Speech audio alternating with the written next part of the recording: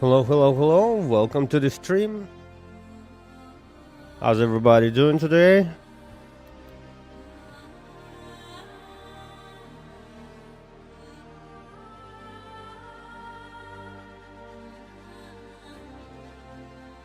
Hello, hello, hello. Mic check, mic check, mic check.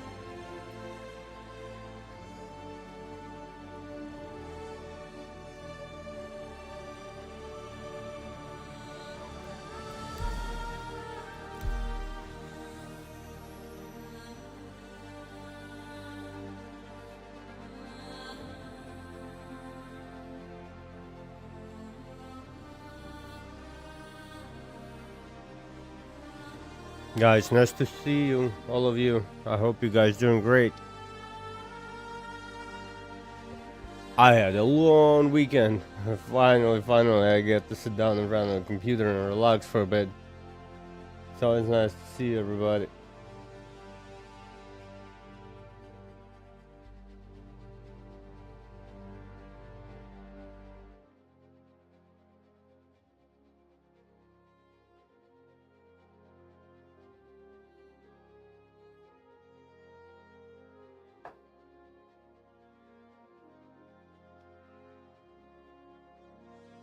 Man, I'm so excited for CitizenCon. What, 1 week left? Saturday? Oh yeah.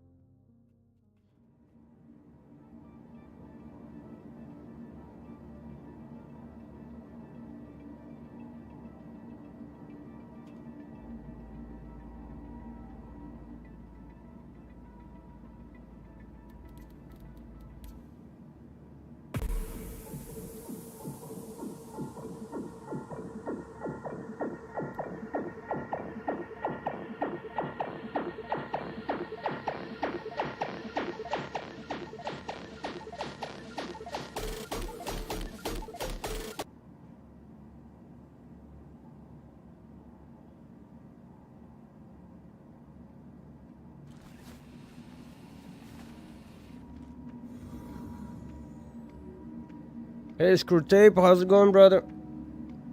No, not much now. Just logged in, you know. I'm gonna do some maintenance, run around the beautiful Star Citizen universe. Maybe do a little bit of mining. Maybe do a little bit of, you know, whatever comes along our way. How you doing, brother? How was your weekend? Did you do anything fun?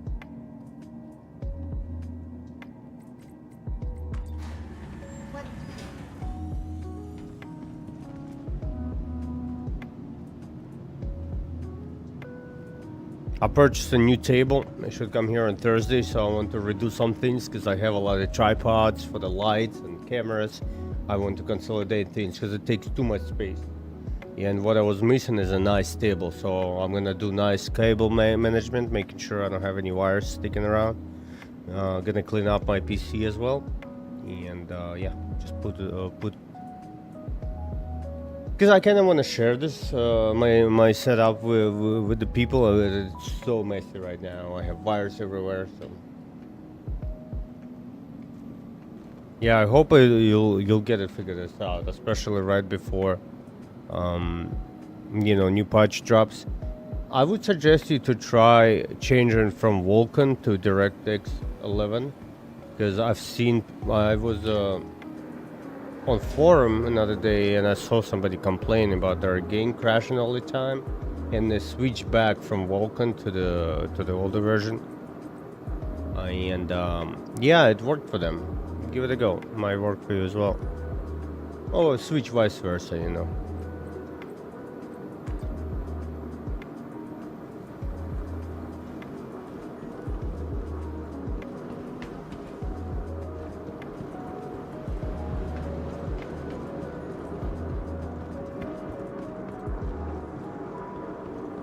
No, I have one of those helmets. Pretty cool.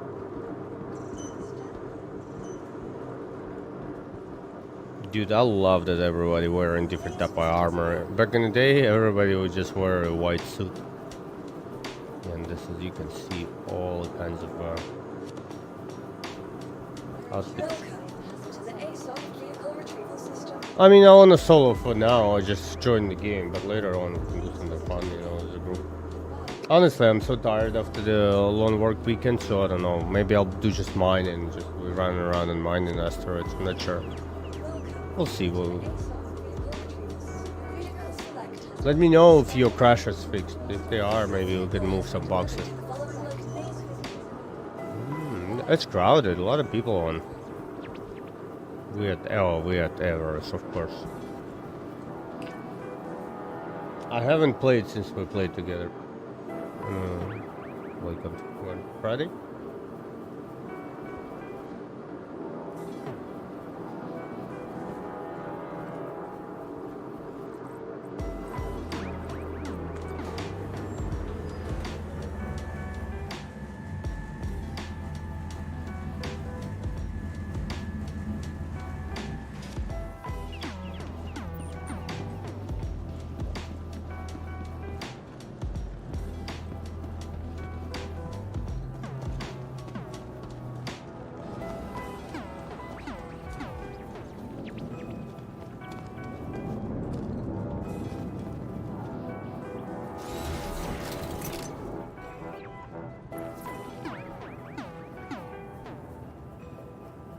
Yeah, let me know how it goes.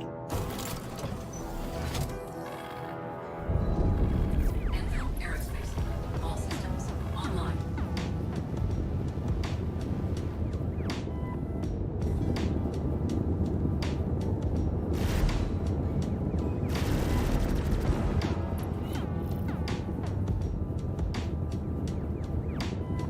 Okay, let's set up our guns.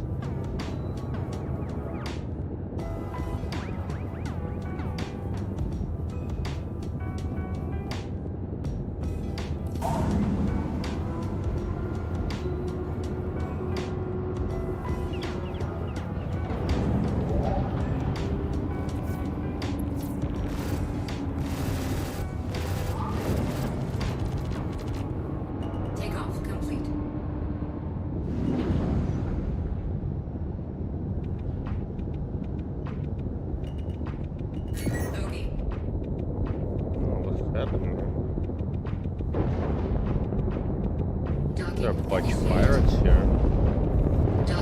Ooh, dude, there is some action around Everest. Landing gear raised.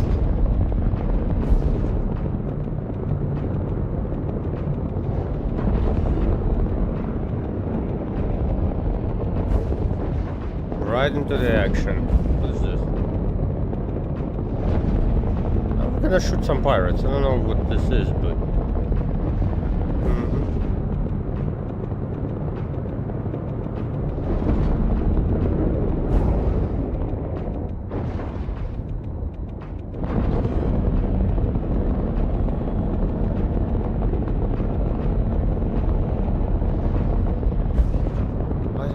There's like everybody's red. Are you a bad guy?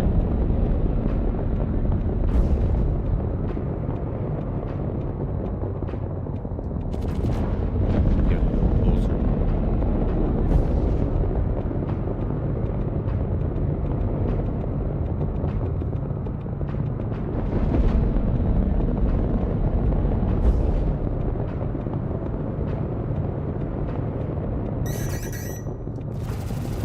Yeah, someone fired red missiles at us.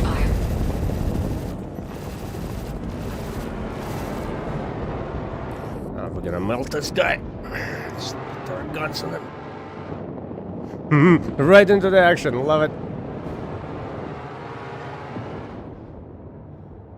What's up, boys?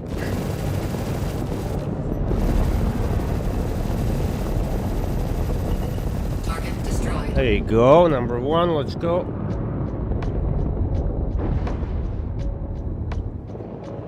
What is this Kanye doing here?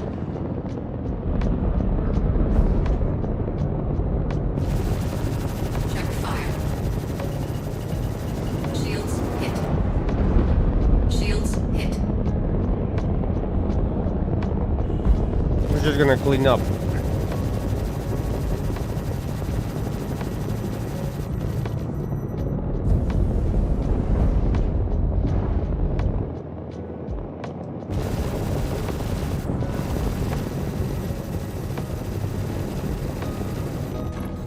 Oh, someone ran into us. That sucks.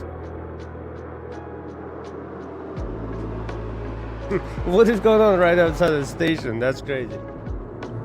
Yo, Ever is full of action. That sucks. That's the worst way of like you can get killed in this game. Somebody just rams you like that. So you know we have to kind of deal with this. It's okay.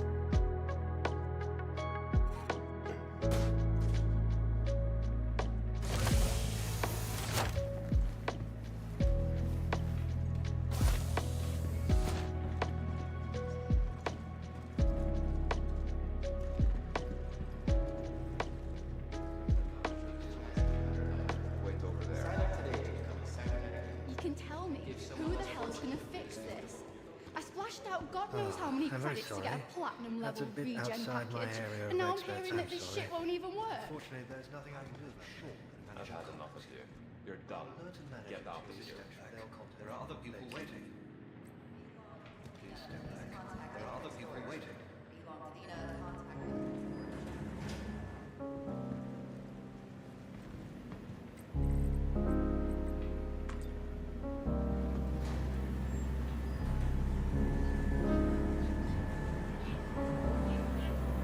Yo, it's a lot of action right outside of Everest. A bunch of pirates shooting each other. Well, it could be normal players who got the crime stat for, you know, shooting back. I don't know. We killed one. It was a warm-up. Anyway, thank you guys for stopping by. I hope you're having a good day.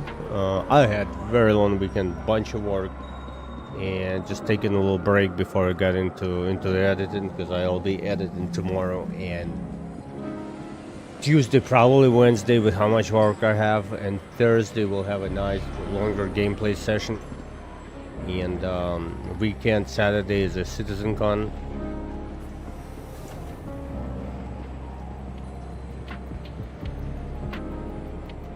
Which of course I'm excited about. Transportation service provider for the Arcor Metropolitan Network. Tram now leaving the station. Stand clear of the doors.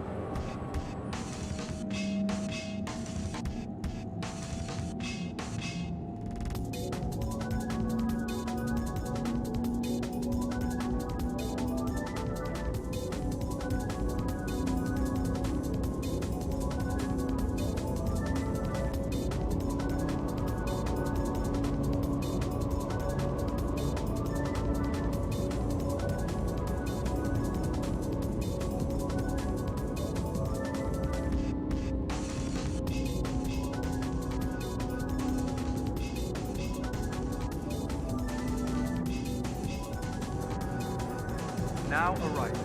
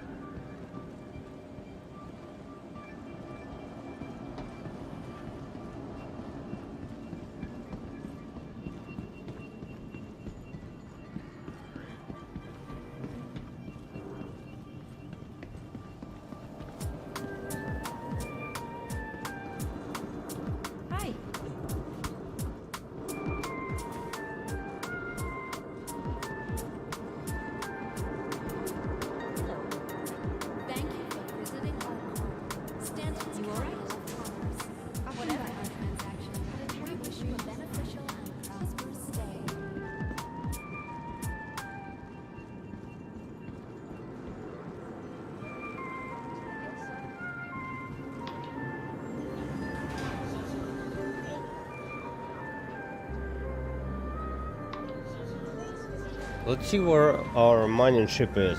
Because if it's close by, we can go get it. I assume it's around Lagrange Point.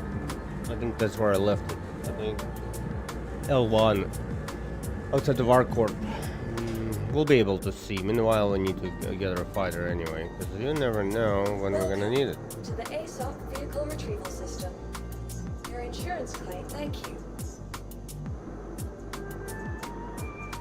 Please visit us.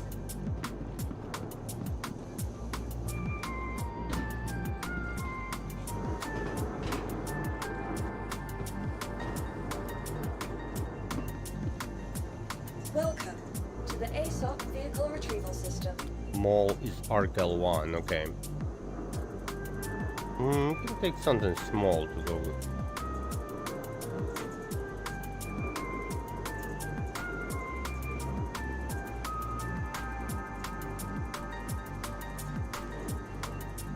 Take Guardian. Your vehicle has been delivered to the following location.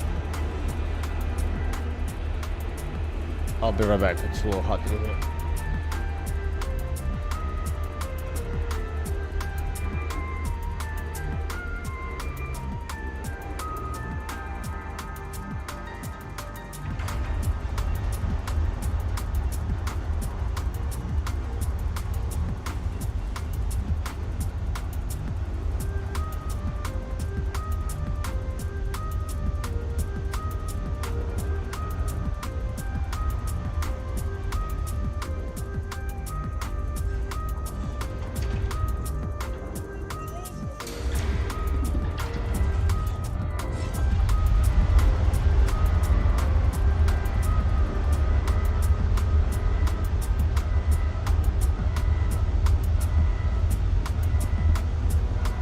Welcome to the ASOC vehicle retrieval system.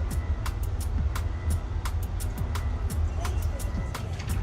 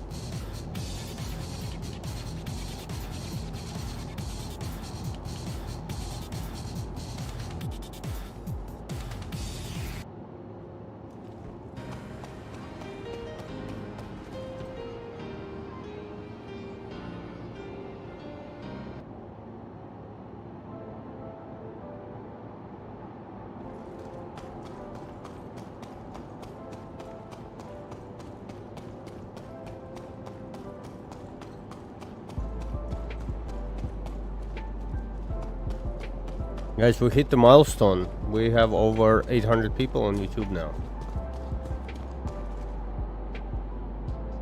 Mind blowing, to be honest.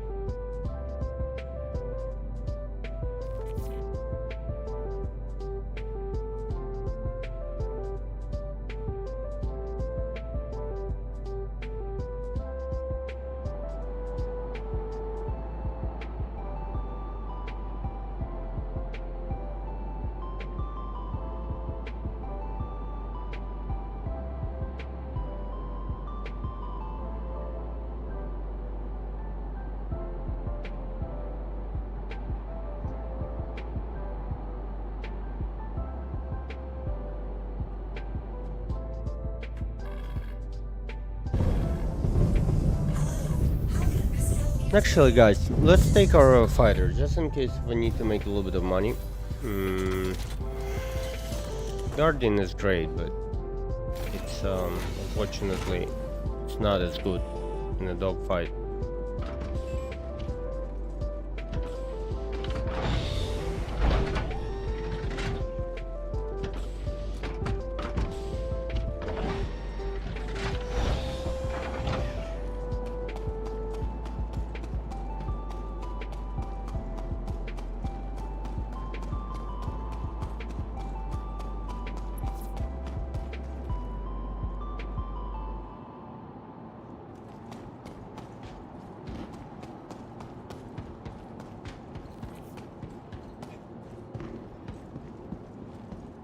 Welcome to the ASOP Vehicle Retrieval System.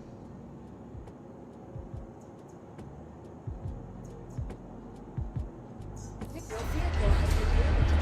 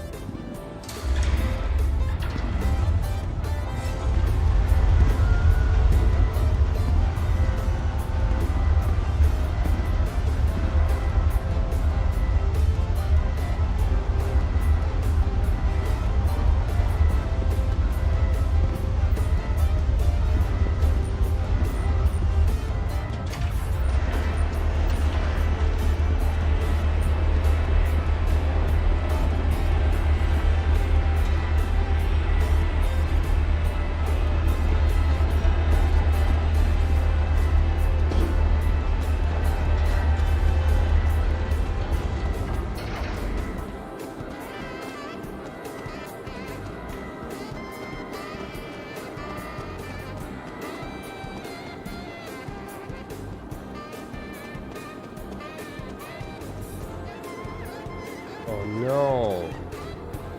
We lost the guns. Man, this sucks. I stored the ship last night.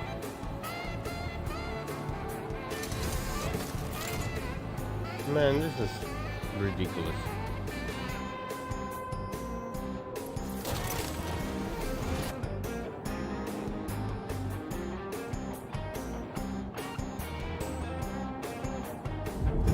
That's the reason I don't like even trying, you know, looking for good equipment.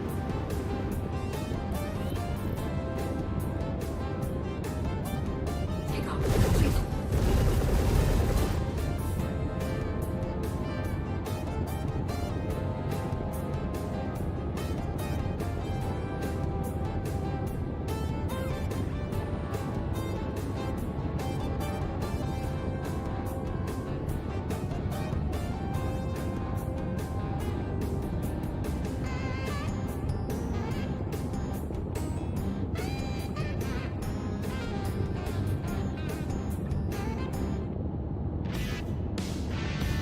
Man, I found a bunch of NDBs last time I played, and I stored the ship, locked the ports, retrieved the ship, did the whole loop, and everything's gone. Landing gear raised.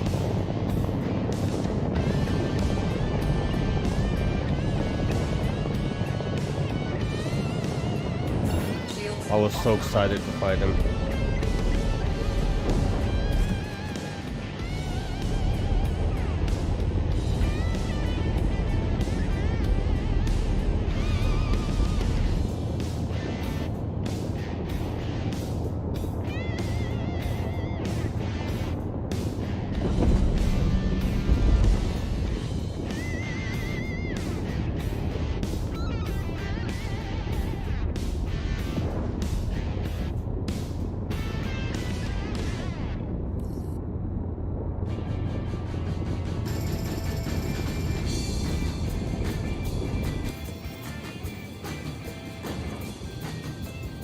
Okay, we have our mining ship at Lagrange Point, outside of our core. But first, let's take a little bit of money before we get into the mining.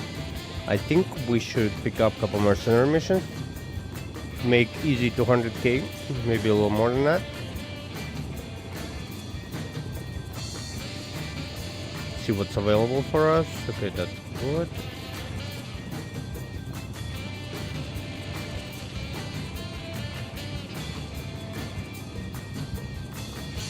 Yeah, but we'll need a lot of extra cash when Perseus comes out, because I know I'm gonna be like, I want to have enough cash to fire. Hey man, how's it going, Scott? Nice to see you, man. Dude, I found amazing NDBs 4 level 3s last time I played. I stripped it from the other ship, put it on my ship, went to the station, locked the ports, docked the ship. And then when I logged back in, I was able to retrieve the ship. It had the guns. It had the guns I had stolen, and I got shot and they disappeared. This is so annoying, man. I was so excited to finally find some good guns, and yeah, they're gone again.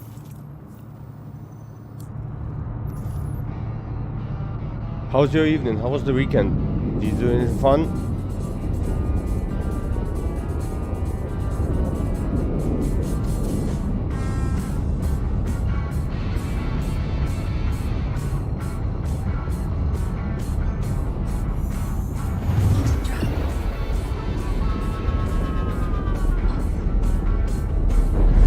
I think we'll take our mall out, make a little bit of money.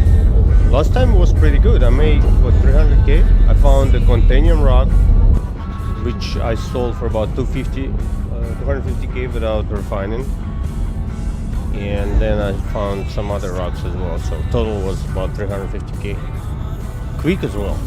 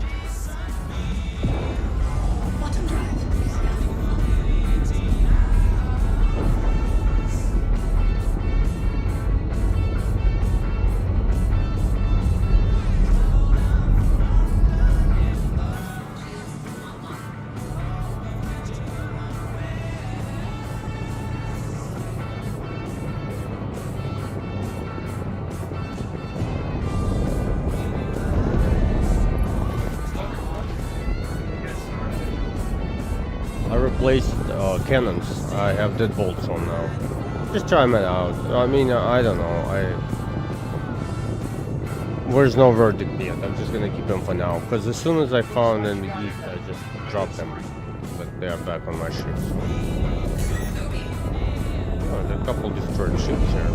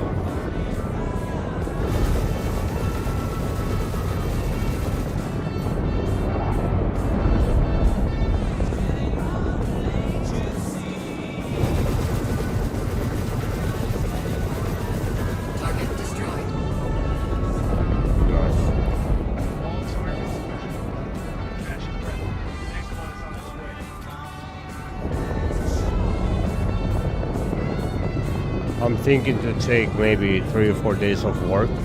Not now, but like middle of October.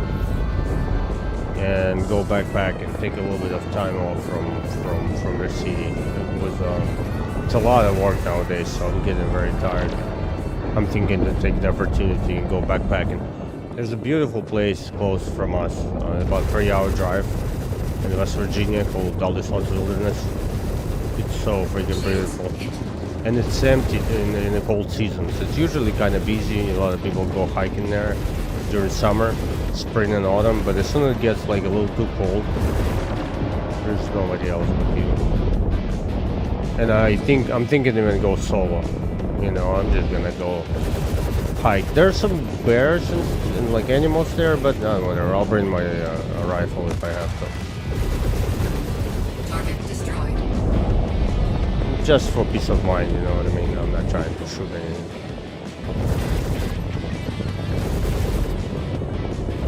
And I'll do like 3-mile hike, something, you know, manageable. Because winter camping, there's so much extra gear you have to bring.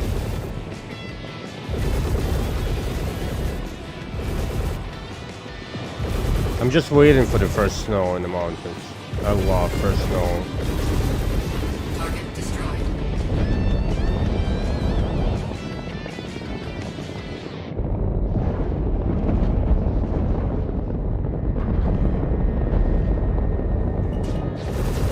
Shields hit.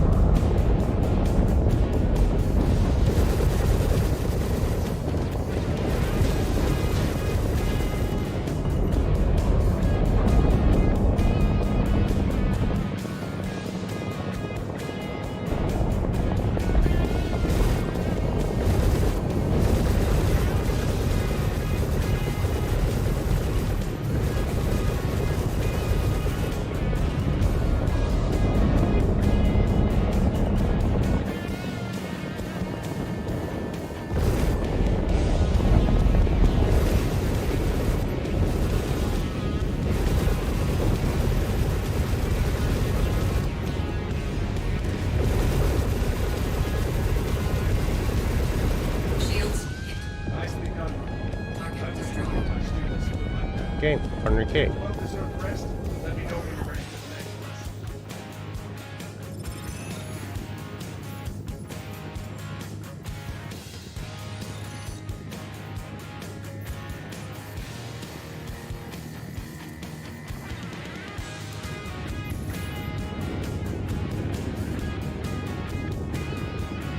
What a beautiful ship.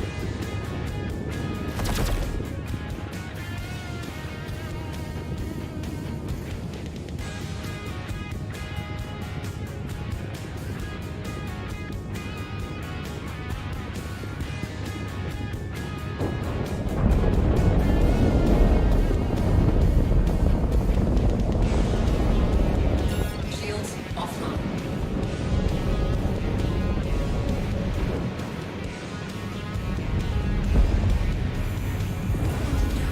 Game feels so nice today. With a full server too, over 500 people on. I was logging in, it was 540 I think.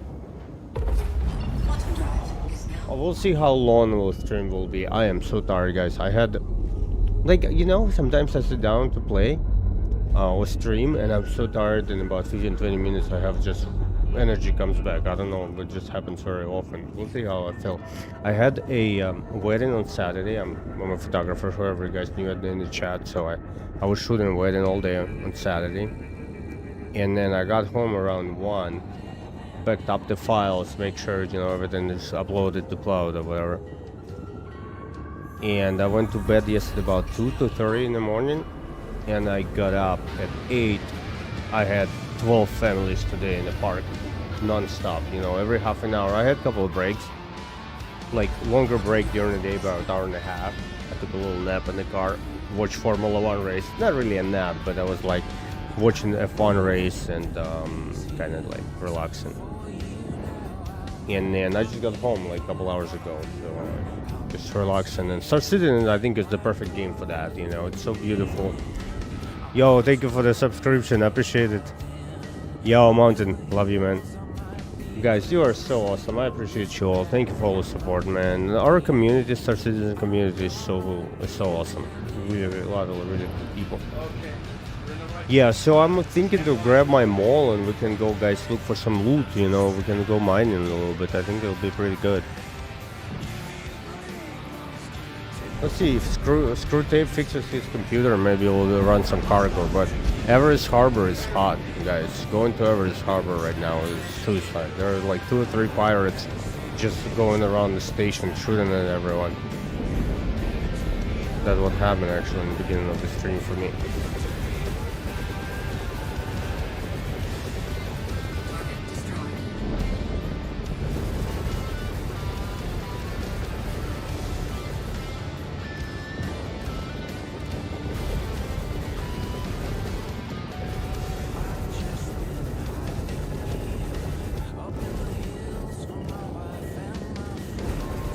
Yo, Constellation is so good. It's a great ship, you know. So versatile. It's a little large, you know, but me personally, I'm a big fan of RSI ships. It's my favorite manufacturer. Only one thing with Constellation, they are old. They've been built, you know, I don't know, 6-7 years ago at this point. I don't even remember how old they are. Yeah, and it feels, you know, compared to new ships, it feels like they're missing some components, and just newer ships a little bit better. But it's still a great ship. It has about 200 SU of cargo, bunch of guns, level 5, 4 level 5 guns plus a turret, so you can bring your friend, put him in a turret.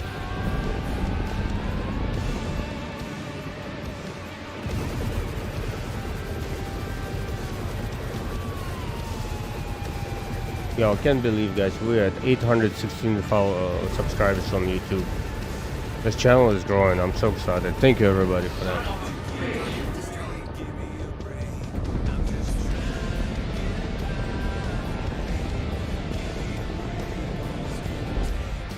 Yo, we're gonna rewatch CitizenCon Direct on the channel. I think we'll do it the same day, but later, maybe at night, 7 or 8 p.m.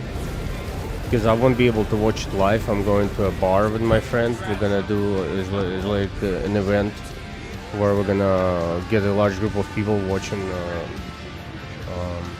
CitizenCon Direct together, and then I'll come back and we'll watch it on stream. We'll have some CIG people actually in the city as well. It'll be cool. They say they're gonna be giving away some ships. So there's gonna be like a lottery kind of thing, and like you can chat, ask questions. It's my first event like that, and I think I'm kind of excited. And it's free too. You just open up your tab and, you know, order yourself a beer or 2 or 3 or 4, and just relax. I think I'm gonna take metro. I leave my car maybe at the metro station, and grab a quick ride. It's you know, maybe for 40 minute ride. I live in Maryland, so I would go through the city to the Virginia side. It's Arlington, right outside of the Washington district. And yeah, we're gonna go get some beers, talk to some people, see who else is waiting for Perseus. And then, you know, maybe with some information from that event, we're gonna do a watch party and see, maybe we'll hear some rumors, maybe. We'll see how it goes. Yeah, I'm excited. Okay, let's go to Lagrange and pick up our wonderful mining ship.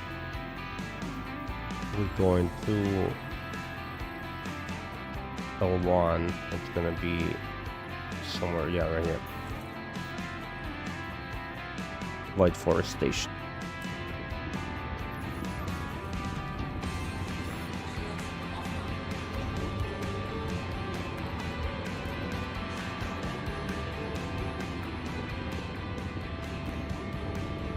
Let's roll. You know, I was thinking about melting this ship, F8C. And then, you know, I was just convincing myself that $300 can get me like way larger ship with more utility. But after flying it for the last couple days, I haven't flown it since like Friday, but I think it stays. We're just gonna make money in game and buy things. This is so unique and beautiful. Plus, I'm hoping, maybe I'm wrong, but I'm hoping at some point we'll be able to upgrade this to a military version. F8A. This is F8C. Not sure what it's gonna entail. Maybe it'll have large guns on it, because I don't think we'll have more guns, because it already has 8. You know, how many more guns can you put on it? You have 2 under the nose right there. You have 2 on each wing, so it's 6, and you have a turret on top, and all controlled by the pilot. So I'm thinking maybe level 4 guns on wings will be replaced by level 3 guns will be replaced by level 4. In the military version, but I'm keeping it. I think it's just a unique ship, you know. I got it when about 2 years ago CIG ran an event where you were able to go around the universe, around Stanton, and just look for some coins. You would be able to open a box and find a coin, golden coin, and then if you have it, you have ability to rent the ship for 3 days or 2 days. And then it'll open up in a store for you, so you'll be able to buy it. So I think it's kind of cool because you know, only people who been participating in that early build were able to buy that ship. So I got it. I mean, it's expensive, of course, but it's just so unique and cool. So I think I'm gonna keep it. The decision has been made. Plus, they changed it a little bit. About a month ago, maybe month and a half ago, they increased its like power on the thrusters, so you can actually roll a little bit faster. So it doesn't feel as bad anymore. Well, I mean, it's definitely slower than any smaller fighter or medium fighter, but with how much power it has, I mean, look at it. Plus, I have 2 experimental cannons right now under the wings. I'm gonna be replacing them with something else, but I'm just keeping them for now. Okay, let's park it.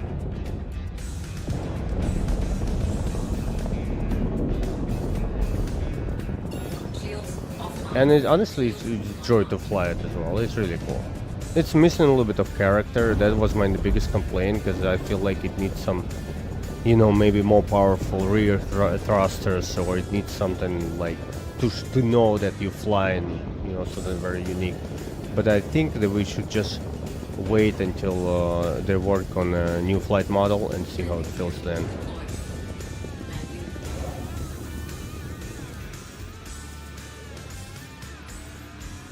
Let's refuel, restock, so whenever we need this baby, we're ready to use it.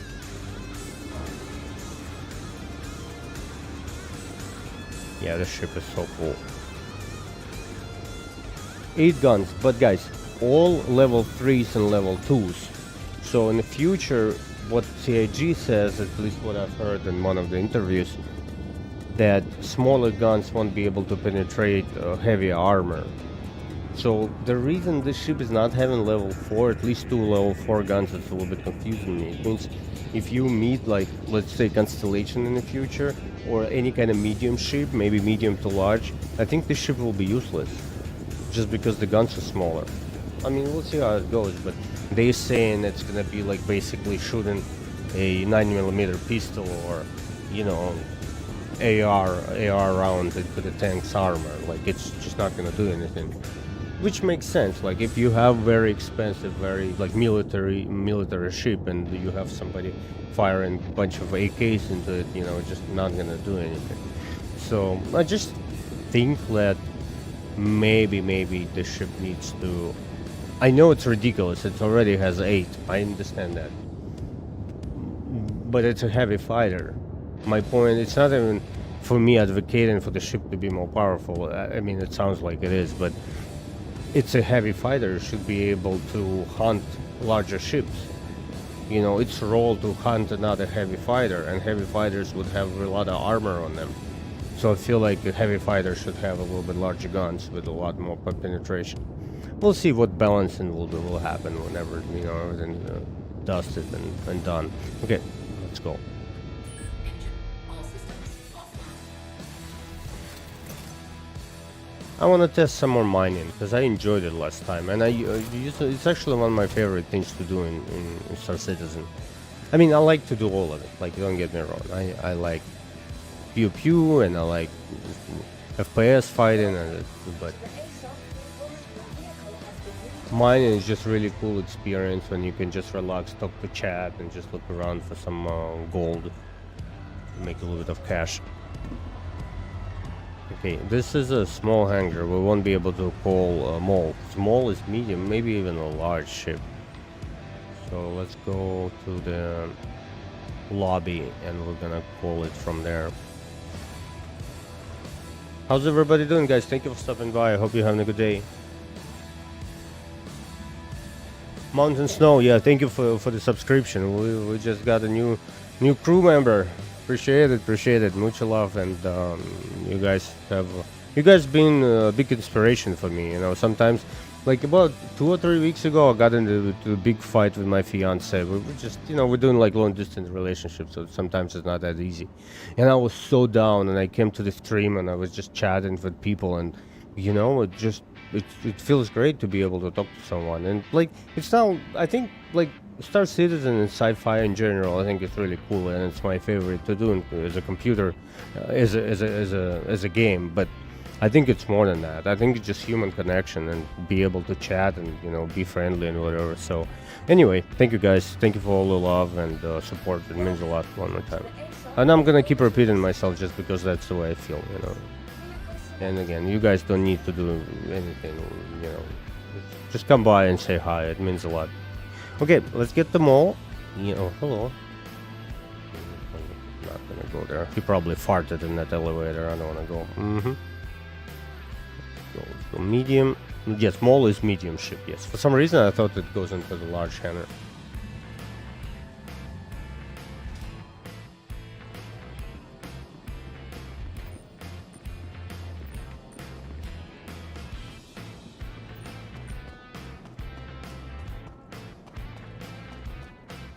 And another thing, I think every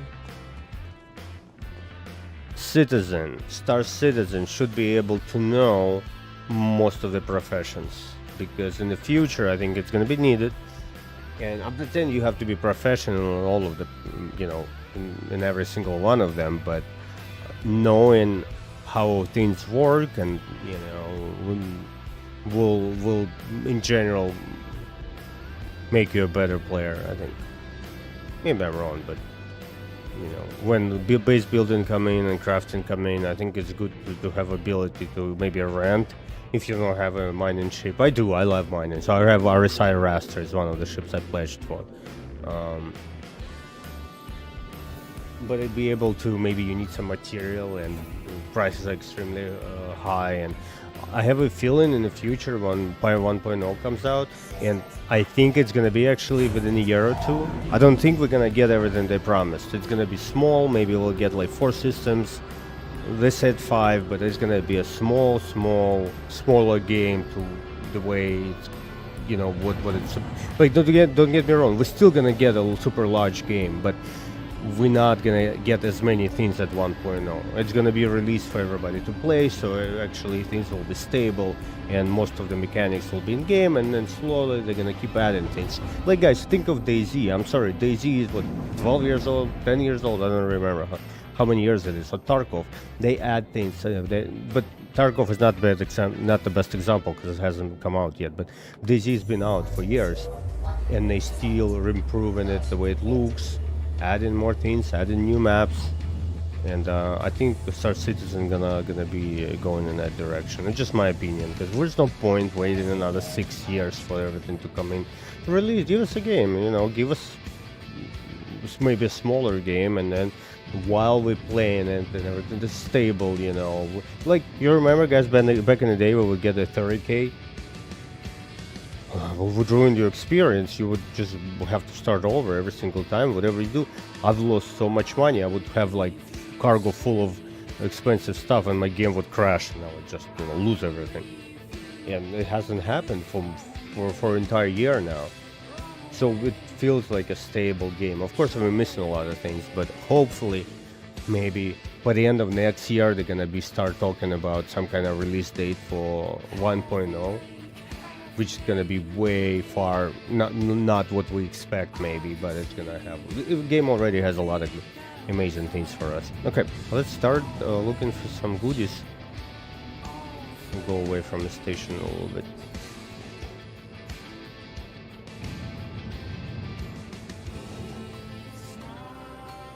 Okay, we're gonna go into the scanning mode right away. I don't like to be too close to the station, so we're gonna continue moving away, but still gonna continue scanning because maybe we'll get lucky. And that's what happened to me last time. I scanned 2 rocks and I found a big 25-ton platinum rock, and I was able to break it by myself as well, which was epic.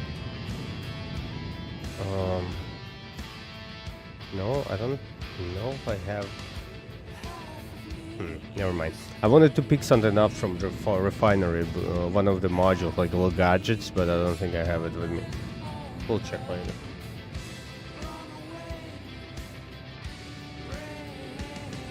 Oh, there's a ship. Oh, it's been damaged. That's a bad sign. Okay, we're gonna continue. We don't need that.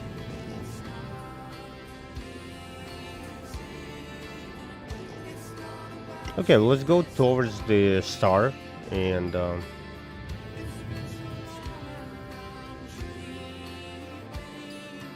just continue scanning.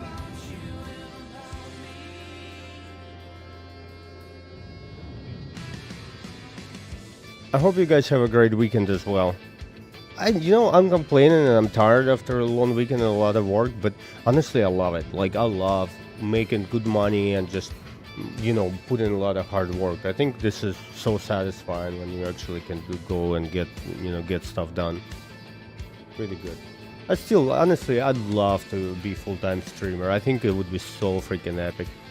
And I've been working all my life. That's time, guys. It's time, I'm almost 40 years old. It's gotta stop at some point. I don't want to work as much as I have.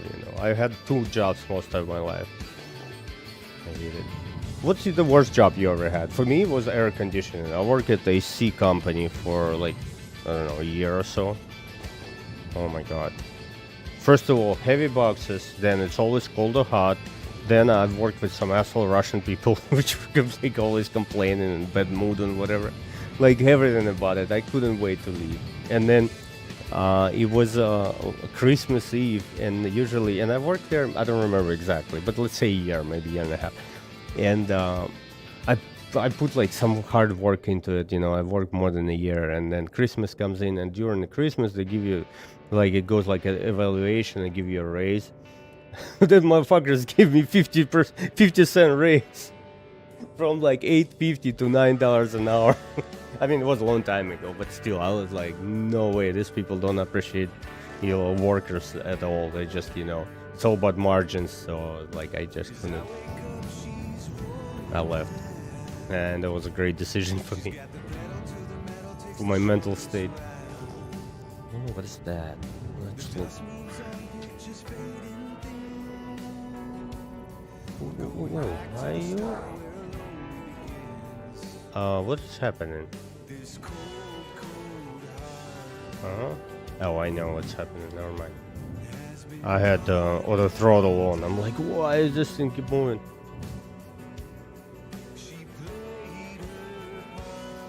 What is going on? It's turning left by itself.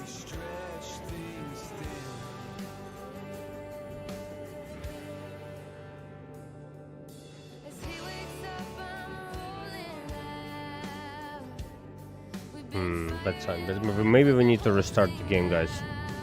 Because sometimes it happens. So Star Citizen, then joystick's been reconnected to it. It's misbehaving like that. We can do it real quick. Just bear with me, guys. I don't know, like 20 seconds. I'm gonna Alt F4 real quick.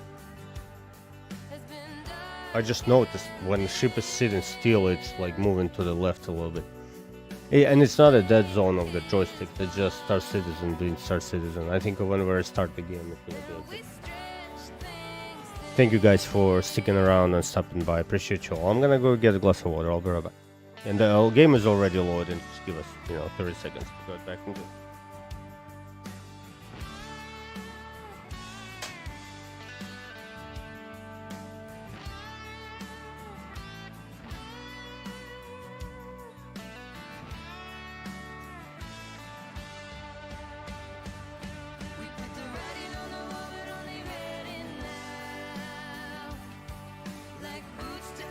Okay, we're in.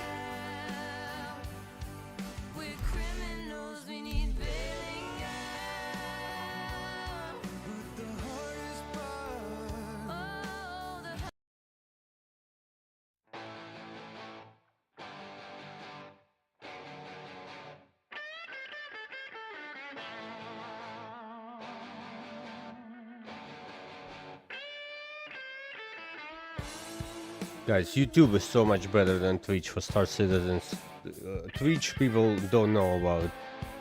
I think they just so sad with watching the same people. It just get no traction. Or maybe game is just not as popular as some other games, The community is smaller, which maybe is a good thing, Okay, look, let's see, we're not drifting anymore. Yeah, exactly.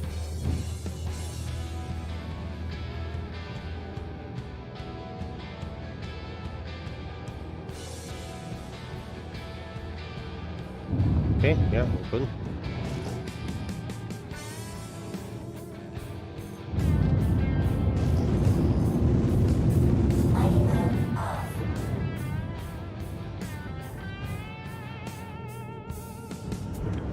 Oh, by the way, guys, I just ordered a new table, which is 77 inches long and 35 or almost 40 inches wide. I'm so excited because I've been using this old Amazon table, which is so flimsy.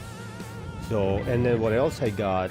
I have my camera on the stand behind me, like on a tripod behind the desk, and I'm just so much space is taken by those tripods. And I have another tripod with a light above me. I have a large softbox right here.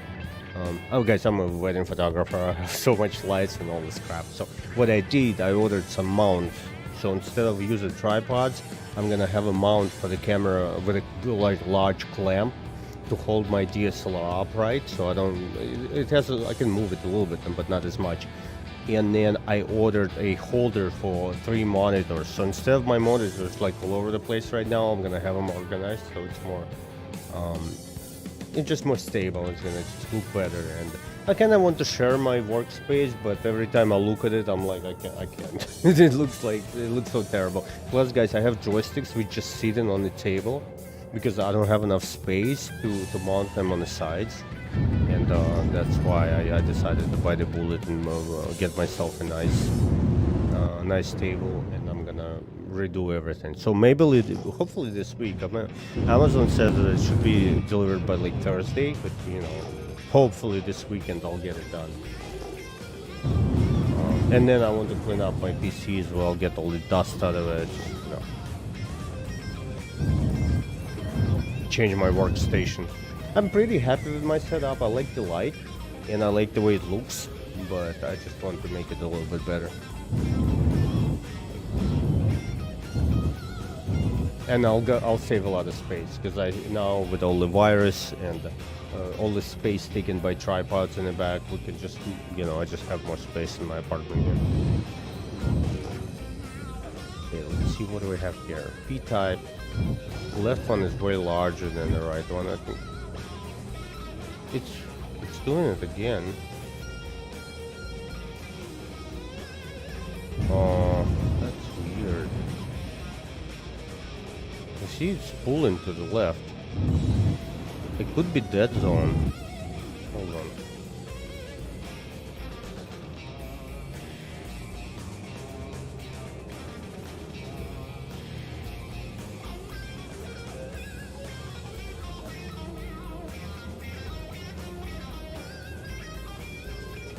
Okay, let me think. It's a right joystick. Joystick for the stool.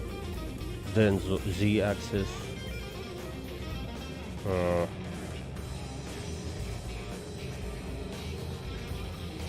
It's not. Is it Z? I guess so, because I have that zone set up for everything else, so it seems. Nope, still doing it. But I'm still sure it's Star Citizen being crazy, because I don't know what would cause this. Let me maybe plug and unplug my joystick real quick. Hold on, guys. Because I think it's...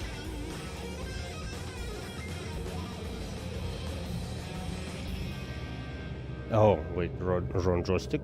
Mm-hmm.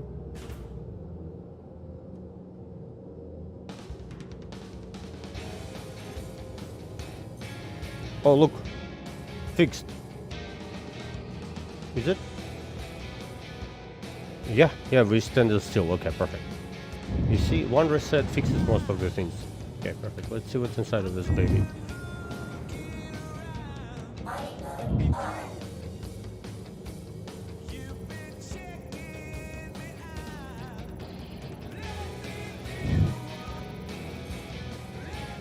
Terranite. Too small. Honestly, I thought this rocks are way bigger than what they are, you know. It's so hard to judge the distance and the size and space because it's nothing to compare it to. Yeah, look, it's tiny. It's so small I can actually just scoop it up. How much is Laranite, by the way? Sorry. I mean, it's not worth it. It's too small anyway. Let's continue.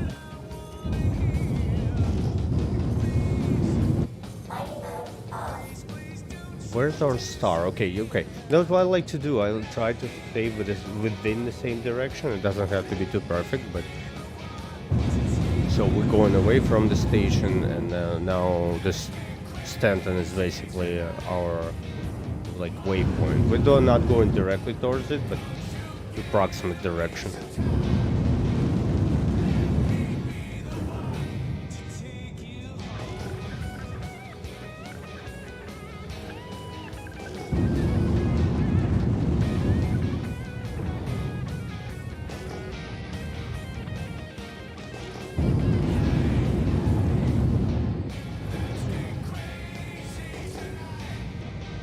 Guys, the music is just a random radio station. Don't judge me. I listen to it all. I like good house and techno and drum and bass and rock and roll. I just went to the amazing punk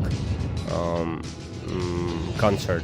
But you know, with YouTube, I cannot listen whatever I want. This is pretty much like a radio station. It costs like 12. I don't remember how much it's a month, but you have a bunch of different music you can play on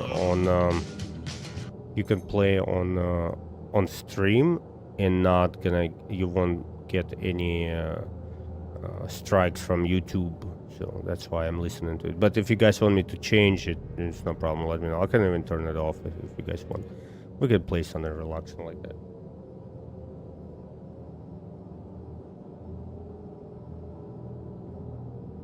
Oh, Bella Fella, nice, thank you for the follow on Twitch as well.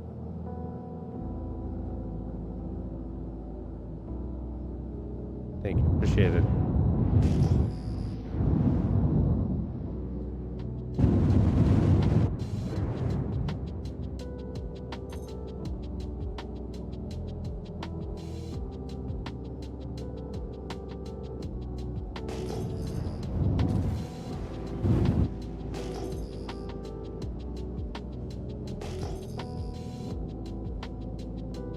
Okay, let's see what we have here. You see, they look tiny, but they're over a kilometer away, so...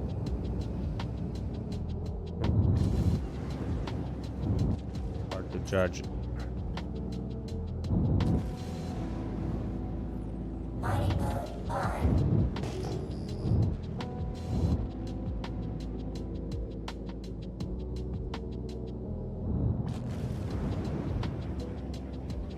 About 300 meters, so let's just scan it.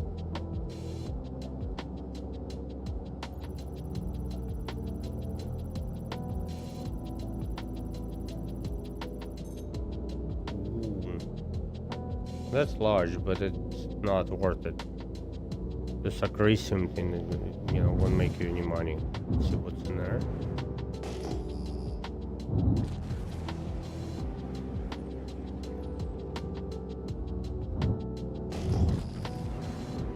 Billafella, you know, I'll be honest with you, I've got this gut feeling that you're trying to sell me some graphics on Twitch and you make the most amazing graphics. And I appreciate you. And you're more than welcome to come by and watch the stream, but if you sell and I'm not buying, love you. Sorry guys, there Twitch things happens, you know, people come in like, oh, you know, your stream is pretty good, but I can make it better. You pay me $50. It's been happening all the time. I don't want to offend anybody. If you guys just here to hang out, and please do. But if you guys trying to sell me something, please don't, because I've been dealing with this for now years, and I'm okay. I'm here for some true crew members of Star Citizen community, or any kind of sci-fi to be honest. Aggressive. Okay, we're not getting lucky yet, but this is a large rock. This is 57-ton rock. I mean, what is it? 10? Yeah, 10-ton mass. Yeah, it's large anyway. But we don't have anything valuable in it. So let's go. Let's continue. Go back to scanning mode.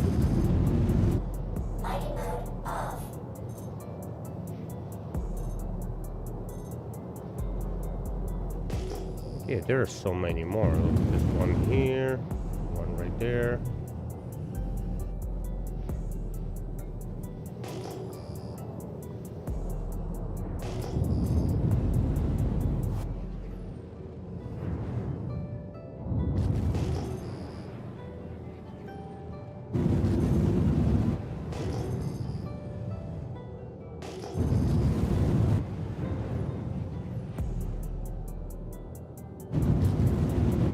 Technically, we can scan it from here, I think, now. But I don't know if it's working or not. Yeah, it's scanning it. I very like the scanning mechanics. All the changes they're making.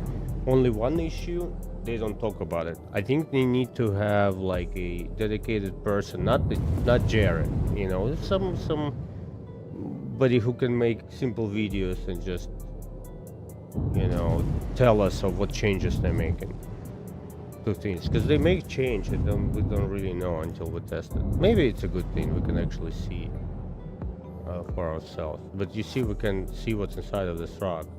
It's 50% laranite, and we're 600 meters away from it. I think we will be able to see it even bigger distance than that. Let me look real quick on the prices. I have a little screenshot here on my phone. You know, it's easier to access it. It's faster like that, so I can see.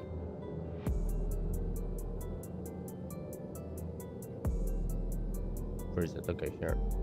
Laranite. Yeah, it's unfortunately we won't make any money with it, but it's large. You know, you can take a lot out of it. It's 50% laranite. So if there would be gold at 50%. Oh my god, we'll make some money. And gold is not the most valuable thing you can find, but because it's 50%, so if it's 10-ton rock, 5 tons of it, or, you know, 20-ton rock, half of it will be valuable for us. That's okay.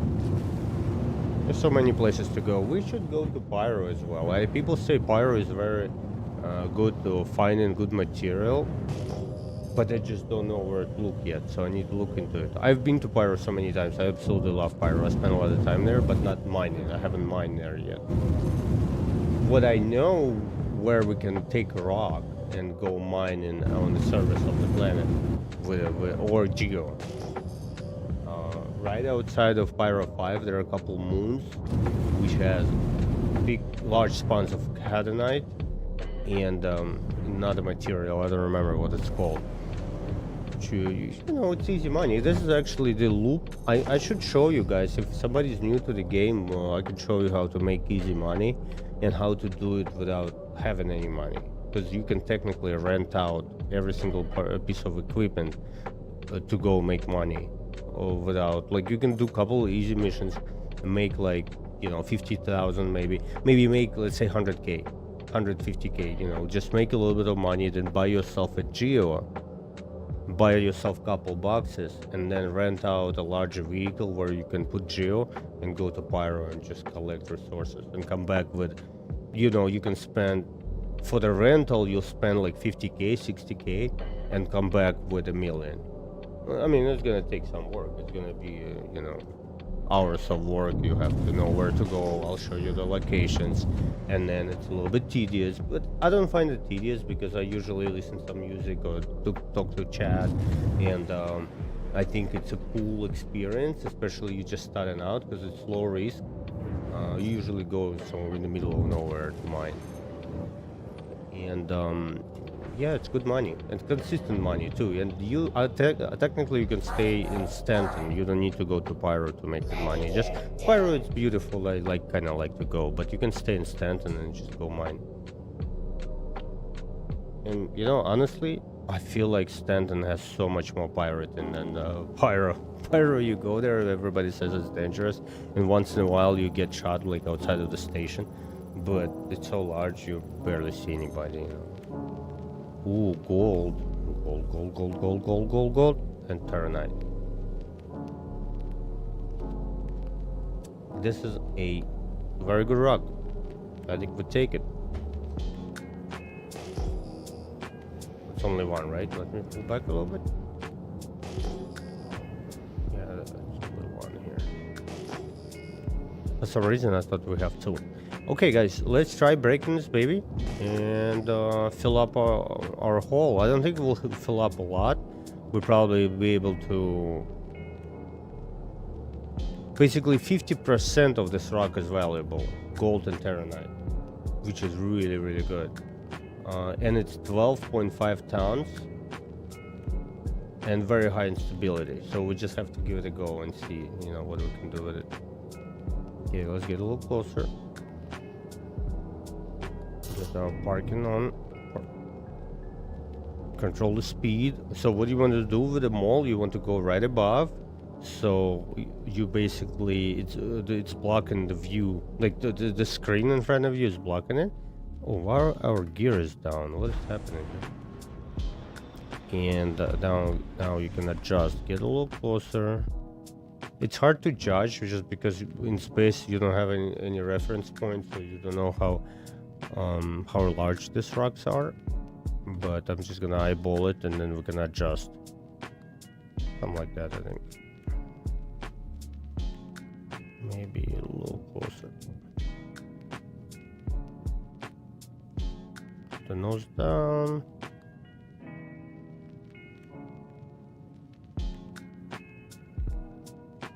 Okay, let's keep it like that and we're just gonna adjust if we have to. Okay, parking on. Let's hop out.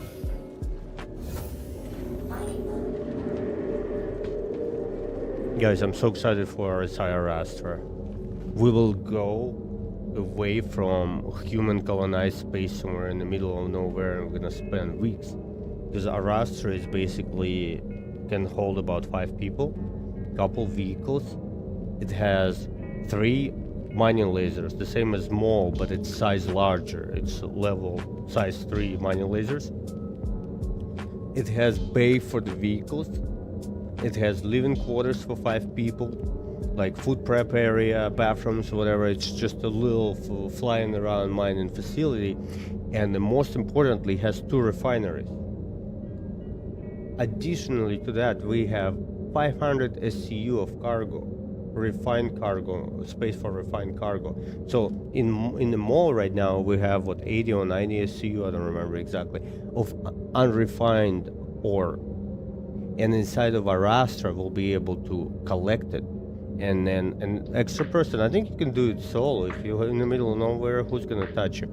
You can walk, move the boxes, put it in a refinery, refine it, and you can spend weeks and just come back cargo full of expensive stuff and sell it. Definitely I wouldn't recommend this to do it solo. I would have another person on board with you, and maybe somebody flying a escort, you know, get like a medium fighter with you whenever you coming back.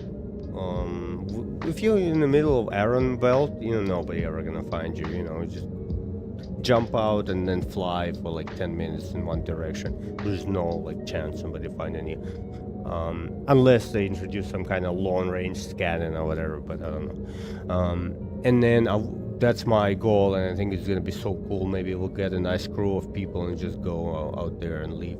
And then because it has space for vehicles, we can bring a couple snub fighters. So if someone's giving us trouble, we can get somebody in the snub fighter. Plus, RSI Rastra will have quad cannons, level 4, level 5, all over it. It's gonna be like a little flying fortress with a bunch of guns and stuff. So I'm super excited.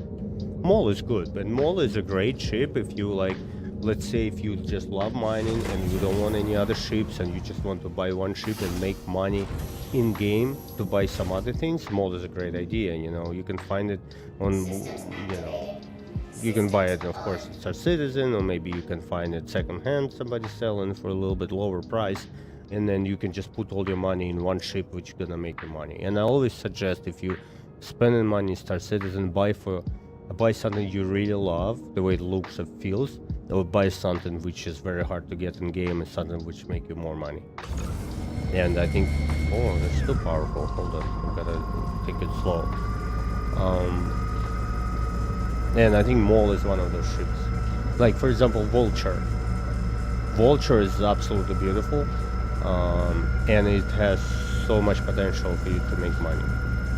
You can scrape materials, you have place inside for the small vehicle, you can fly around and find some goodies and put it in the bag and go sell it. It's a good option. It's not cheap, but it's like if you have 2 or 3 little tiny ships, just melt them all and get yourself a Vulture, because you always make more money with it, and I think it's just a smart buy. Unless if you people like, you know, us, and you have thousands of dollars in ships, but in that case I'm not that crazy, but I totally respect people buying like a bunch of military ships. It's cool. But if you just want one, buy yourself industrial ship, which will make you more money. Yeah, we'll break this, no problem. You know, lower it a little bit. Maybe 55%-ish. That was actually a very good break. Okay, now we're gonna go to the second laser, because this baby is a little too powerful. This laser will not be able to break smaller rocks. It will, but it's gonna struggle just because how powerful it is. It's gonna overheat it, and there's a big chance of it exploding right away. So I built the second laser here, which is made for precision and stability.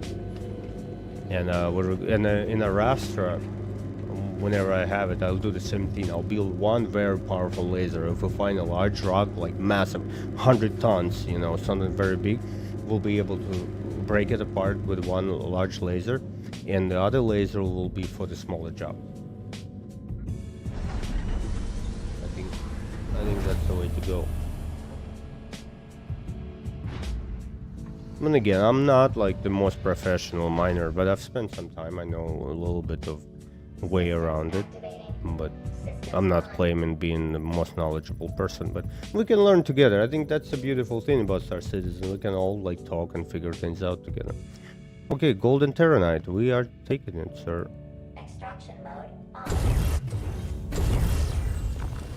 Let's go. Let's get rich.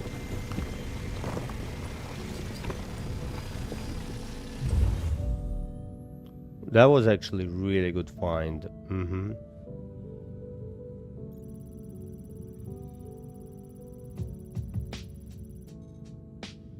Gold Terranite. First we'll take the largest rocks, the biggest percentage of goodies, and then we'll take the rest of it. Because the thing is, guys, you can mine in 2 different ways. You can be very pedantic and just look for most expensive things, but keep in mind it'll take you extra time. Or you can just pick up like this. You don't have to be too anal about it. Just take anything you want. And I'm next to the station. You turn around, go sell, come back. You know, and that's why it's actually makes sense to make a little bit of money. You know, we'll see how, like with this rock, how much you think it will make? Maybe 100k. You know, maybe a little bit more or less, but it's a quick 100k, and you know, it's enjoyable. and if you get lucky, you find a quantum rock. If you find large quantum rock, quantanium rock, sorry, you can make 3-4 meal if you have a friend with you, because large rock you won't be able to break on your own. You're probably gonna need somebody else helping you with it. It's a good payout. I have never broken a very large rock. I just, if I find one, I usually don't have anybody to break it, or you're just not able to find a large rock. But I've seen people finding absolutely massive rocks and making millions and millions of credits from just one rock. People would bring like a mole and 2 prospectors and have 2 or 3 ships just hovering around, everybody firing at the same laser, at the same asteroid. Okay, we have half of our hole is filled with just one rock. We just continue looking until we find another rock, and we'll go sell and see how much money we make. Very relaxing experience, guys. I'm not saying. Mining mode on. Yeah, yeah, definitely. I have one of them. How you doing, man? Thank you for stopping by the way. Appreciate you. I have one of them, maybe. Am I? No, I forgot to bring it. But if it's too large, if it's like 70 tons, they're not gonna help. You need like 2 or 3 people firing at the same time. But they definitely gonna help you with stability, 100%. It's a good idea, breeding them. If you like, you have a crew of people who go mining. Yeah, 100%. That's a good idea. Bring one of those modules, gadgets. I think they're like gadgets.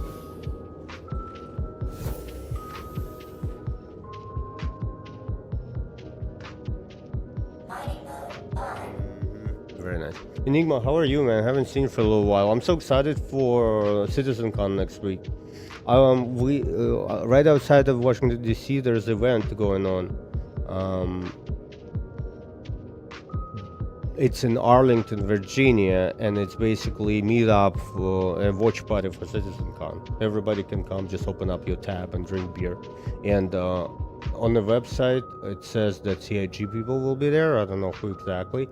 And they're gonna be giving away ships, and it's gonna be just cool atmosphere. Maybe I'll buy some merch, you know, maybe they're gonna be selling some hats or whatever.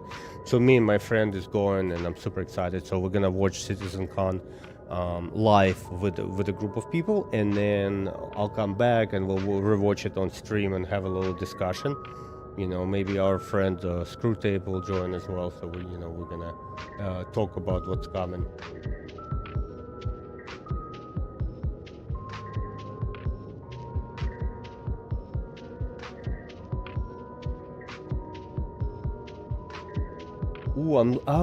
I see. It's a new graphics card from Intel. I've never looked into it. What do you think about it? Is it? Well, tell me when you get it, dude. I'm super excited. Yeah. I have 4080.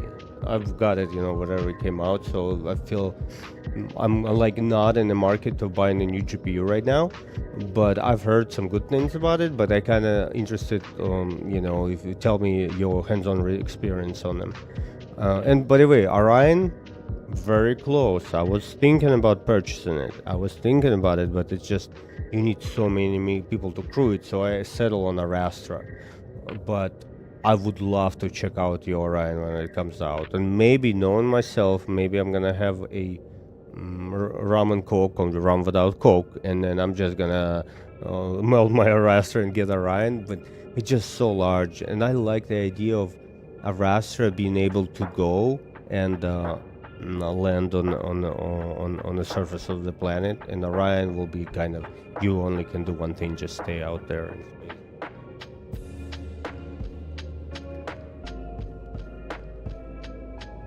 Oh, it makes sense. So basically, you are doing, instead of doing 2 PCs, you're doing 2 GPUs in the same system. Yeah, exactly, and you're more than welcome to come by in my Arastra and we'll do some group activities. 100%. Yeah, I think it's a good idea. I like your setup. I was thinking, like, I'm pretty happy with 480 right now, and I have good FPS. And what I did, I upgraded my CPU. So last year, Micro Center was running a promo, so I got myself a i9 14900K, so the best i9, you know, the most powerful i9 they had. I didn't go AMD route because I do a lot of Photoshop and multitasking. Like I do edit stuff. So for me, I like multi-thread, and i9 just performs really good in this scenarios. And honestly, I haven't had any issues. Like if I need to render a video, or I work on a batch of photographs. So like I'm, you know, a photographer. I am a photographer, so I go shoot a wedding, and I bring like 40 gigs of pictures. Dude, it's so quick to render and like build the preview. So I'm very happy with i9, to be honest. You know, I've heard a lot of bad things about it. There's you know, it's gonna burn, it's gonna, you know, it's gonna melt your computer. But it's hot, it's running very hot, but it's absolutely good with good cooling system. I'm enjoying it. But I think honestly AMD is the way to go if you're building a new system nowadays. I feel like Intel is not the best, but for my needs, I went with Intel just because I knew what I needed, and I got 64 gigs of RAM, 4080, so you know, pretty good setup. But you know, our us gamers or our computer nerds will always want to upgrade, man. Every time, I'm not allowed to go to Micro Center. My picture is on the front wall, front door. Don't let this guy in, because I'm gonna be like, oh, what is that? Oh, I like this, I like that. You know, I like shopping. This is one of my like happy places, going to Micro Center. Do you have Micro Center where you live, guys? I absolutely love this store. What an amazing store. You know, you can talk to people, you can buy anything you want, all the kind of gear, and people give you good recommendations. Exactly. Yeah, Star Citizen needs a lot of RAM. Yeah, for sure. But you know, I'm not seeing any issues. The last game I've had issues with was Helldivers, but from what I understand, a lot of people have issues with it.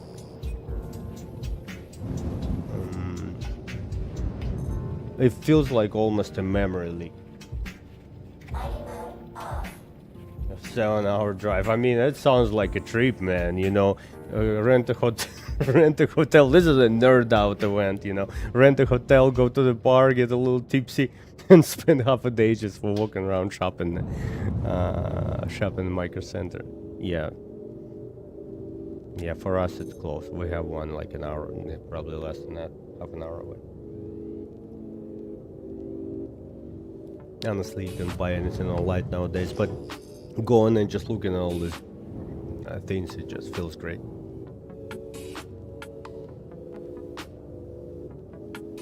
Oh yeah, I get you.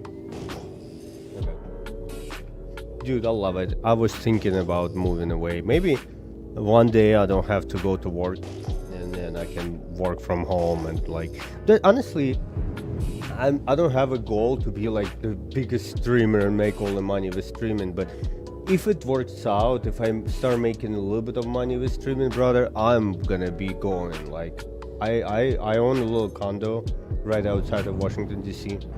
Obviously, I'm still paying it off. I have a mortgage on it. And in a heartbeat, I would bring people in to live in it and move out myself. You know, as soon as I get some extra cash flow coming in, I need some land in the house.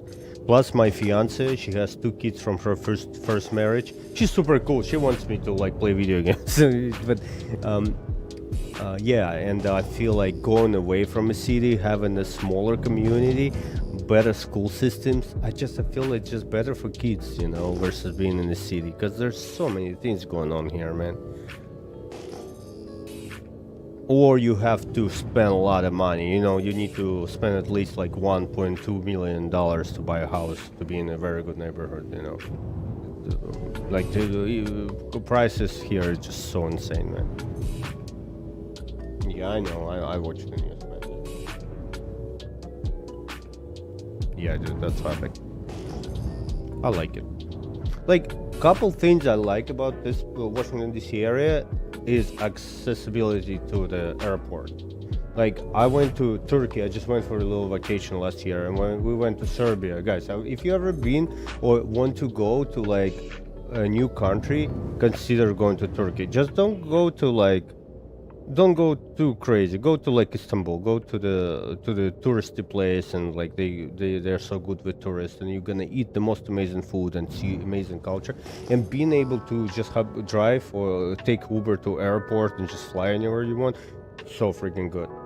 But again, when do you really do it? You do it once a year, maybe. So but that's one thing I really like, being able to, like, let's say one of my favorite bands came into the city like 10 days ago or so, punk band, and if I absolutely love ability to just run, drive, like take the metro and go to see a show, man, and really good show as well. I like that.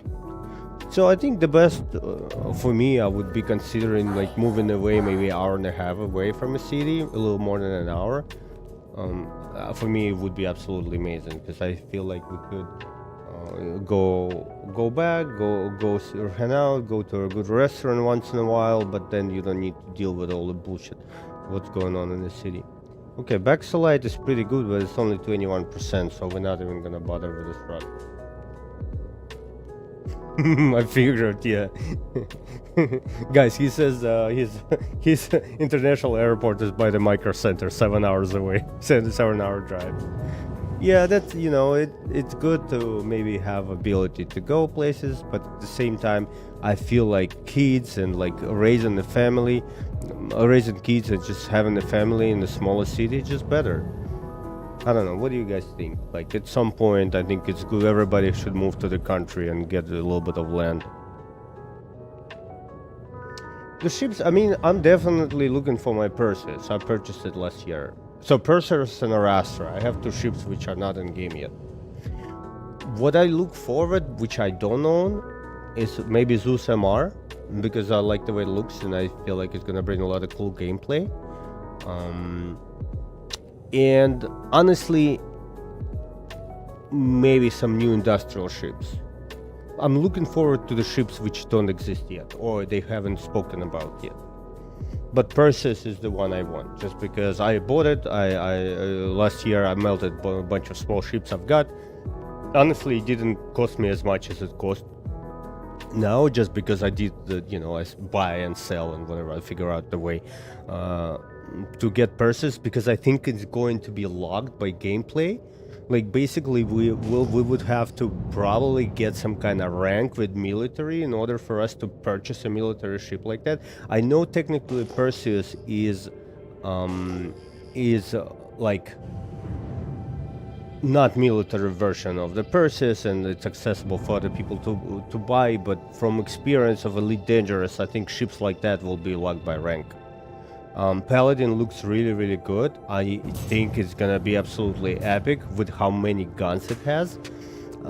I feel like maybe not having internal cargo is a little bit tough, because you can always come, you find some expensive materials or some illegal things you can take on board, and that's kind of tricky.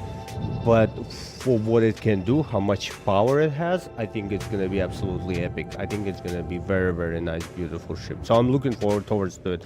By the way, Scott, are you getting one? Right? If you do, bring it over. Maybe we'll do something fun with it. Like, I'll go as a crew on yours. Like, I don't need to pilot my ship on all the time. I'll come in and watch your back, and we'll do something fun together. Or I can bring like a ship with a cargo, so we can load it and move things around. Galaxy, by the way, yes. Yeah, Enigma, 100%. I think Galaxy, first of all, looks absolutely epic. When you like, Arastra and Galaxy look kind of similar, and I think they look absolutely beautiful. I like the bay in the back. It's large hangar door. You can put the ship in it, so it's gonna be very versatile. Yeah, of course, I'll send you a link right now.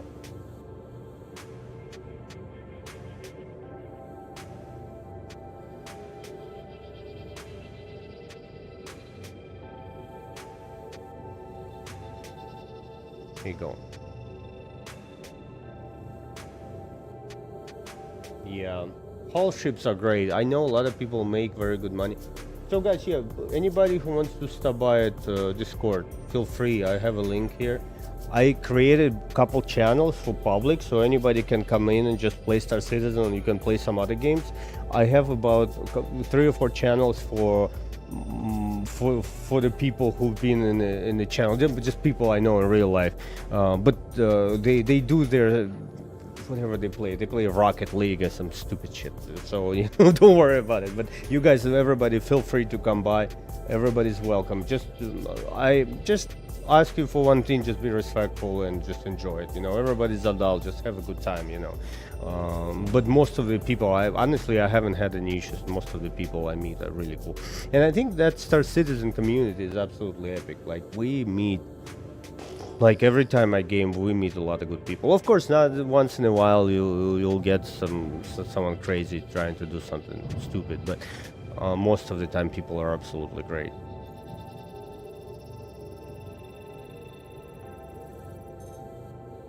Not sure what you're talking about. What they asked about? Are you calling me AI? Sounds good, man. Appreciate you. Thank you. Thank you, JD, for stopping by. Appreciate you, man. Are you calling me AI, Slap? I'll take it. That's fine. AI at this point is smarter than people anyway. Yeah, but I'm not. I don't know how to. Like, I was doing the actual pictures from Star Citizen for a little while, but you know, JD. You know, it's okay. That happens. You know, when I'm gonna become a very big streamer, I'm gonna hire somebody to make covers for me. But at this point, I don't have a budget. So yeah, and it's so quick. You know, man. To be honest with you, if you like come from work and you just want to get the stream going versus just load in the Photoshop and put in everything together yourself. I understand that it's probably gonna be better doing it on your own, but with the chat GPT, it's 2 seconds. You know, it's just so convenient.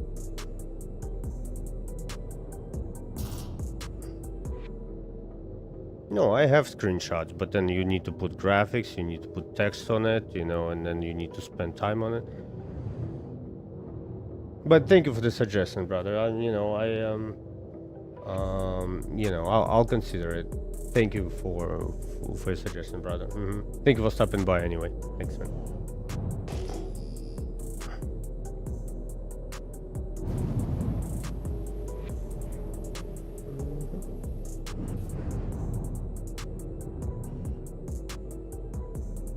Yeah, exactly. Yeah, we are older. Which is a good thing, you know. We don't want Star Citizen become Call of Duty lobby, you know, when a bunch of children just talking crap without thinking. You know what I mean? We're grown-ups, you know. We have brains. You know what I mean? I'll be nice about it. Yeah, I have them all. It's a replacement for the Arastra.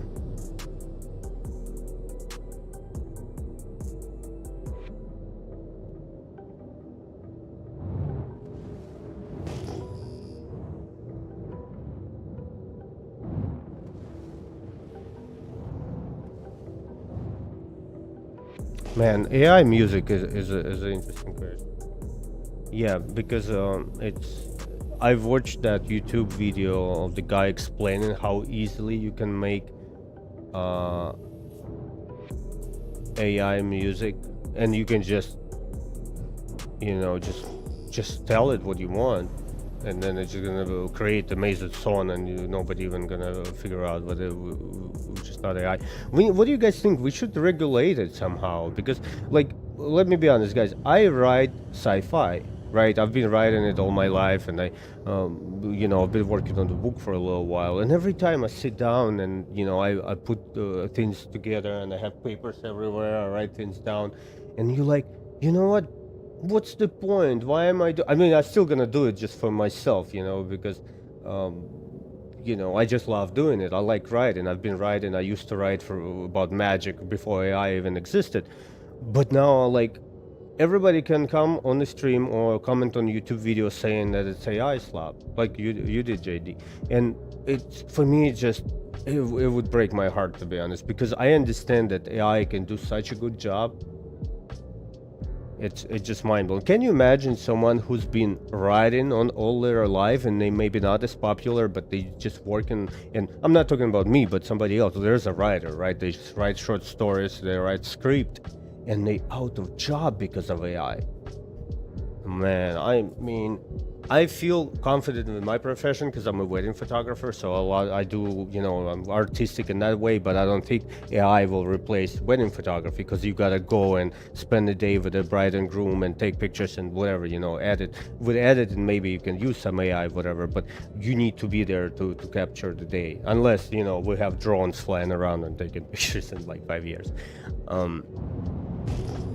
But yeah, it's mind-blowing, man. A lot of people will lose their jobs, and then a lot of people who in many different industries will be losing jobs. And how do we replace the jobs of those people?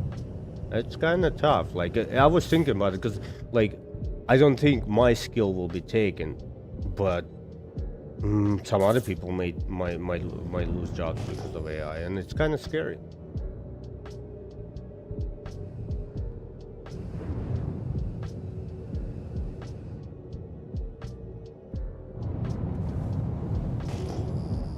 I mean, people still will recognize, you know, realize. Like, for example, my mom and my fiance, they both make jewelry. We've been like our family. I'm Armenian, but we're like very, very artistic. So we make things with our hands and whatever. And like real artistic piece, if you really look at it, you'll know it's not AI. But it's today in 2025. What are we talking in 2027 or 2031? We need to regulate it somehow. You know, and I totally get it. If you're a musician and you put your heart and soul into it, and then boom, there's something shows up which will take your job, and you know.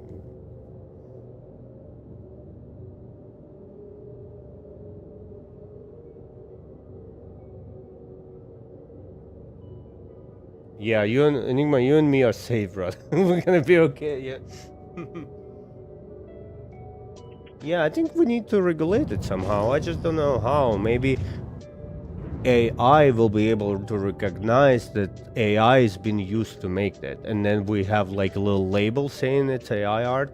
And I think for the cover, it's not too bad. But at the same time, maybe you're right, JD. I'll think about it. Maybe I just gonna take some screenshots and make it my own. I think maybe this is gonna be the way. I'm gonna give it a thought. I appreciate it, man. Thank you anyway.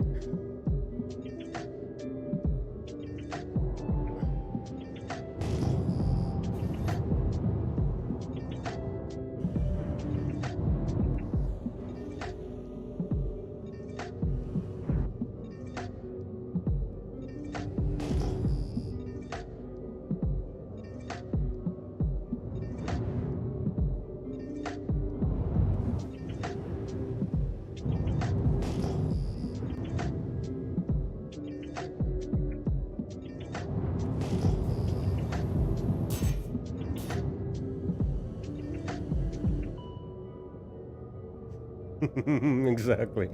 MS Paint. Yeah, that's a good idea. I appreciate it. Yeah, exactly.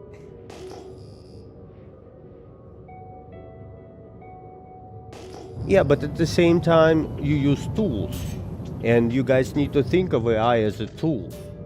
You know, it's a little bit different. One thing, if you take AI and it does job for you completely, I think that's one point. But another point, if you use it as a tool to improve your workflow, to get to where you need to get faster. Like, I'll give you a question, guys. So let's say I write a short story, which is like 15 pages, right? Nothing too big, nothing too large, but a little story. I came up with premises, I came up with characters, I came up with everything, and then I use AI to make sure I didn't make. I mean, obviously English is my second language, so I mean I speak it okay, and I can write, and I can do it, but I'm gonna be making mistakes. I'm a human, after all. So I'll use AI to edit it, make sure I don't have any grammatical mistakes or whatever, grammar and verbs, everything is in the correct order. Is it cheating, or is it using a tool which help you basically increase your flow? Because in the other hand, I have to go to like a somebody and pay them $1,000 to look over my text, which maybe I don't have a budget for it. I understand if you have like a big producing studio, then you can hire somebody to do it. And then are you gonna police that person not to use AI to get a job done for me? Because they can use AI and then, you know, they end up.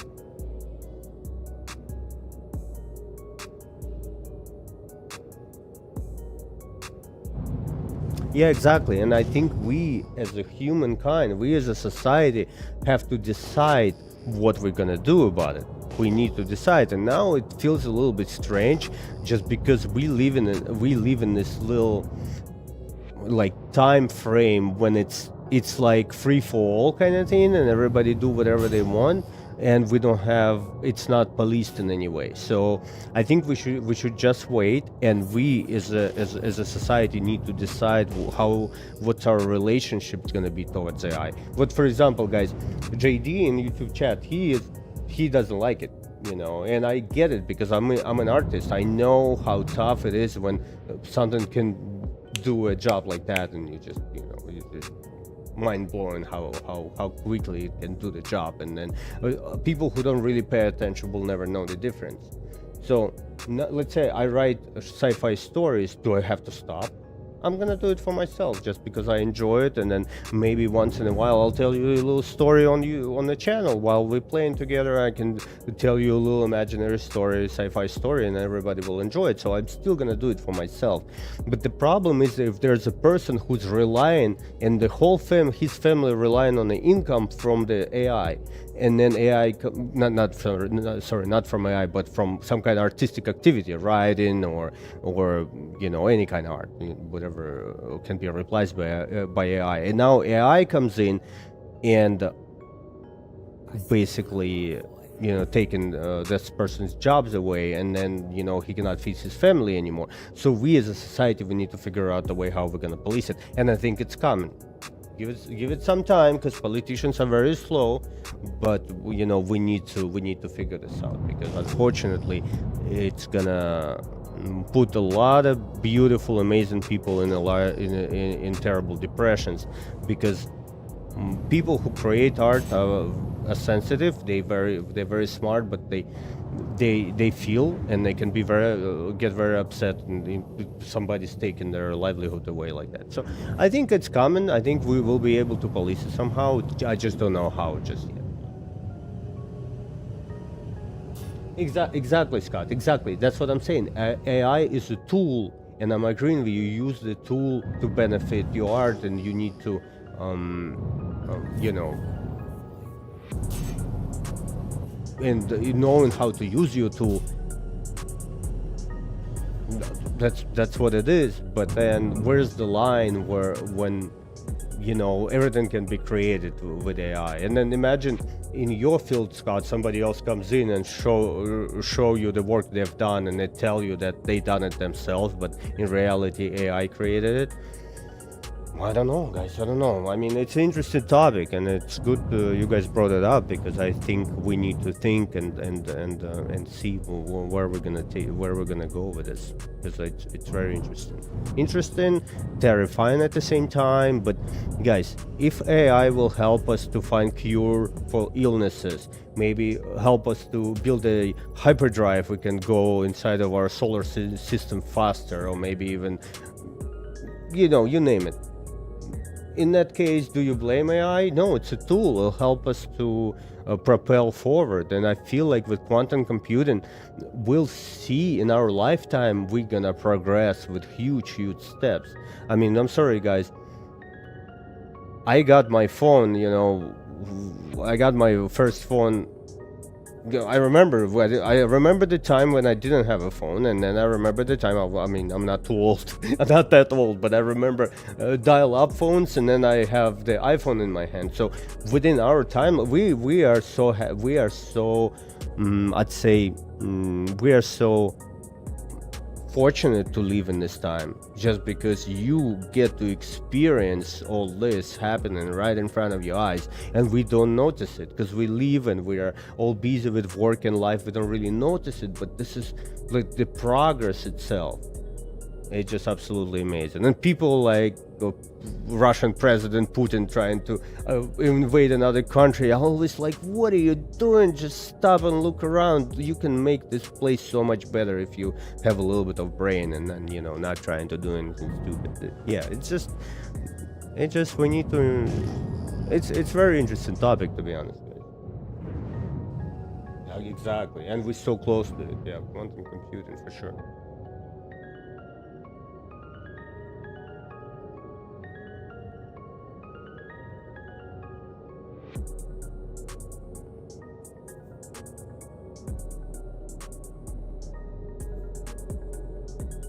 Yeah, it's alright. I think using AI as a tool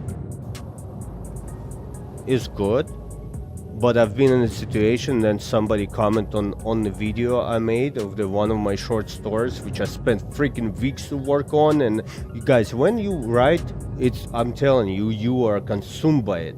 I go to work, I drive to work, I'm thinking, I'm coming up with stories, I have a notepad with me, I write things down, you know, I have a drink or two and I sit down and think about it. Like the whole process is so cool, like it's almost, you let your imagination absolutely go wild and it's so freaking cool. And then somebody comment on my video saying it's an AI slap. Oh dude, it hurts, you know, so I'm on both sides, you know. I think AI has to be restricted in a way. Maybe in the future we'll figure out the way. Maybe AI will recognize things which are made with AI when they have a little label in the corner saying it's been made with AI. But at the same time, but guys, you know, yeah, but I don't know. I think the best thing about it, we'll be able to see it. We'll see the change. So I think instead of being super critical of both points of view, you need to accept it where we are and understand it's a part of the society nowadays, and just figure out what's the direction we need to go in order for us to take a little bit of control. Because like maybe graphic art is one thing, but imagine musicians. This dude been drumming since he was 7 years old, you know, like all neighbors hate him, father lost his hair, you know, mother is like freaking out, she has 10 depressions because of kid playing drums, you know, and he's finally like in a band making amazing music, and then somebody make AI song in 2 seconds. It's like, you crazy, man. I spent all my life training and getting the skill, and now we have some kind of, yeah, you know, we have AI which can make a song in 62 seconds. It's like, I understand the frustration too, you know. So we'll see. I think it's yeah.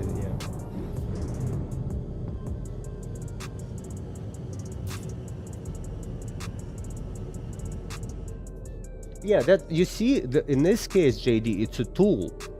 Because let's say I come up with a story, I write it down, right? And I use AI to make sure I didn't make any grammar mistakes. In that case, AI is a tool. But if you like, oh, AI, can you write me a sci-fi story about 2 dudes getting lost on a planet and they don't know the way out, and they're like, okay, I would like in this story to have an alien trying to bite me, and you know, I don't know, you come up with it, you know, sexual predator alien or whatever, and then you tell this to AI creates a story.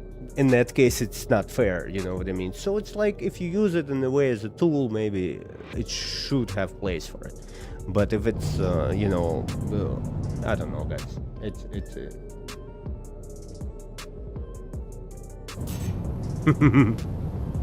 okay, guys, let's be friendly. We are good. We are very good Star Citizen community. We're all friendly and good. So you guys don't get into the fights. But I get both points of view, I think. And by the way, JD, yeah, I appreciate you bringing this up. You feel free to do it anytime. If you have any hot topics, just I'll ask you for a little favor. Just be respectful, and everybody else, guys. We can talk about everything. I try to avoid talking about politics because it's close to my heart, especially what's going on in Europe right now. It's been going on for 3 years with Russia absolutely breaking my heart what they do Oh, Brazil is here. Thank you for the subscription. I appreciate it, man. And for me, it's just so hard to watch what's going on in Europe, and I try not to talk about it as much because I mean, for me, it's a subject I'll get upset about as well. So I try to avoid that. So you know, some things, as long as we have a conversation and we're all like agreeing to.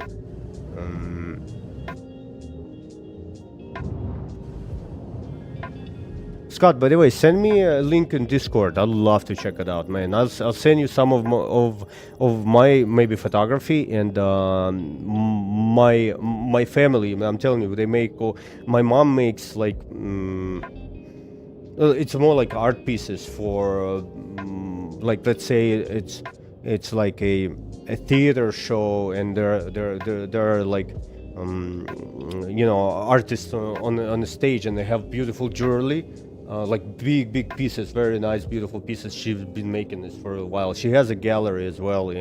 She doesn't own a gallery, but she's in the museum gallery now, which is going for 1.5 months. So basically, she was invited by local museum to have her gallery with her art in the city where she is at.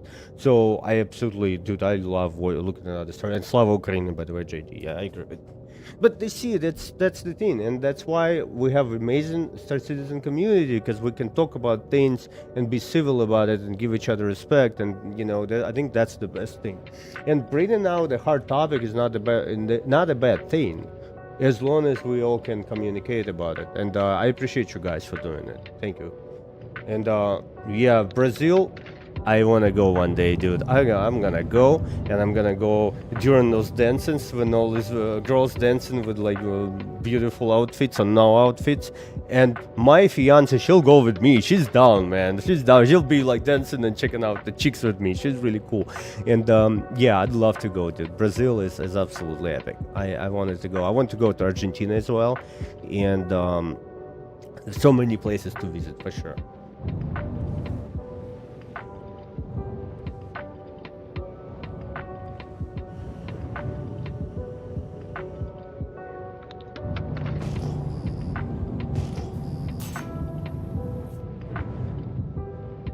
Yeah, guys, come on, move on. That's fine. He's yeah.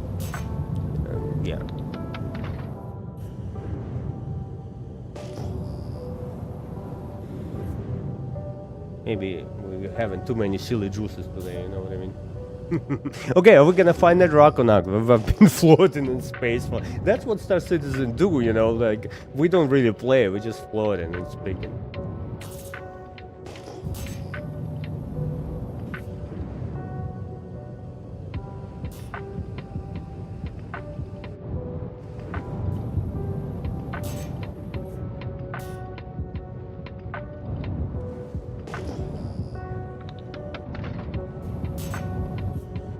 You know, if Scott can sell his art and people actually go to the gallery and buy it, that's the best explanation of good art for me. And I know it on my own. I've been doing wedding photography for about 15 years, and I've been in the beginning and nobody wants to give me any cash. And I've been, you know, I'm in a situation where people pay me 4 or 5 grand to shoot the wedding. I mean, I don't shoot them as much as I used to, but the thing is that money you make with your art, yeah, it means people appreciate it, and you know, it's an important thing. It's very important. I think every single artist want to feel appreciated and want to feel like needed, maybe in a way. Why, you know, what else, why are we doing this? Of course they want to be understood and appreciated, and money is a very good way of showing appreciation.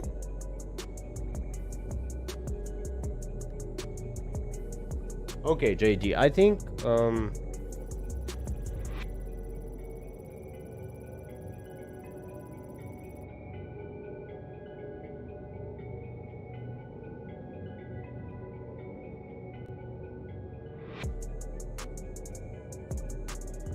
yeah, man, I live in the United States.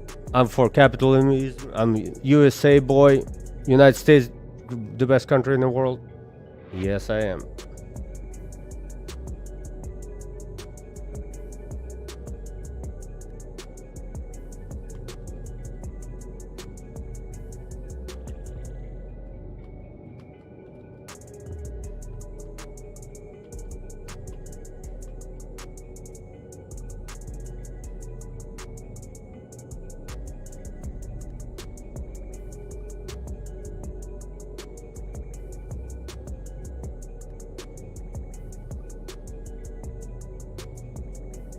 Exactly. We Americans, we have a lot of rockets and flying things, so we for capitalism. We're definitely against communism and whatever comes with it. I mean, I have respect to all other countries as well. Most of them. I'm gonna shut up. But yeah, USA is such a beautiful place, man. Absolutely love it. I'm so proud to be here, man. I've lived in many places, and I've been here for over 20 years now, and I feel like home. One of the most beautiful things about the United States is that, yeah, it's one of the most beautiful things that you can actually feel like home in the United States while you're not, maybe from a different place. I totally.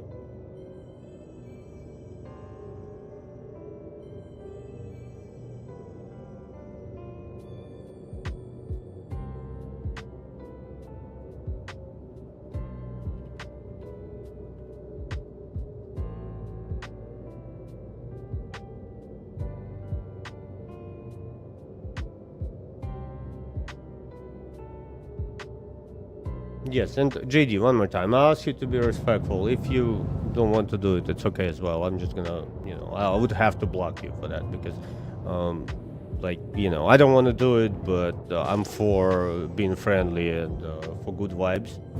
And yeah, just you can have any kind of conversation here, and I definitely don't want to do it, but please respect everybody in group, and having your opinion is important, but still, USA. Yeah, it is hard to solve it. I'm just honestly, I wanted to make a little bit of money, but I ended up having an amazing chat with you guys, so I don't really, It's okay.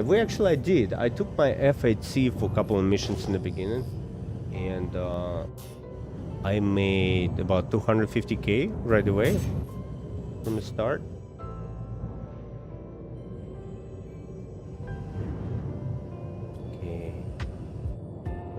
Inside of these babies.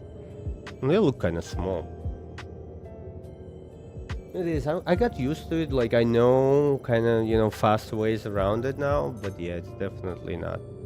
But Prospector is just it's too small. The saddlebags are too tiny.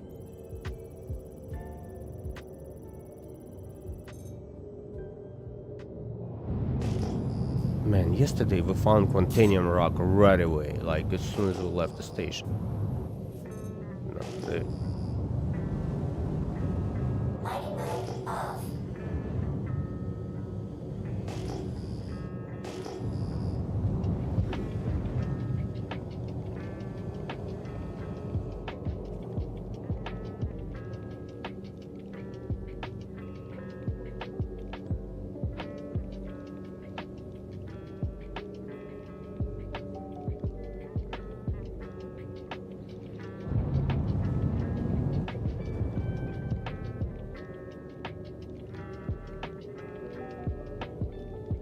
Yo, Scott, so much respect, brother. You were so respectful just now. I appreciate you, man. You're a good guy.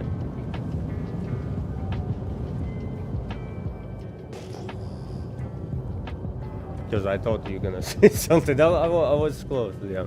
But I appreciate you, man. I know it is, yes. Elite Dangerous was so good about it. I absolutely love. That's one of the things which, I guess brought me to Star Citizen. Man, I feel so bad for you, Screwtape. Scott, Screwtape has been dealing with Star Citizen for a couple of weeks now. It keeps crashing on him. Did it happen after the last patch, Screwtape, right? Yeah, exactly, Scott. Appreciate it, man. Thank you. But if it happens again, I'm just gonna block him. Like, I always say give a chance to everybody in real life as well. Like, I'm not gonna flip out right away. At least I'm trying not to, And I'll give everybody a chance, and if everybody respectful and nice, that's fine. But if your first message, what kind of AI slop it is, like, I don't know, like maybe maybe it's time to get a nice, beautiful woman and go for a bar for a couple of drinks and do something fun, you know, outside of writing in chat. But we're good. Everything was handled. Love you guys. And JD, if you're still here, brother, you're more than welcome to come by. Just, you know, don't. You know, I don't want to make this into the Armenian market and everybody screaming at each other. We can. I'm Armenian. I'm gonna start screaming first, but I think that's not the best way. You know? Man, screw tape. We need to figure this out because it would be nice to do some group runs, especially with Perseus coming in.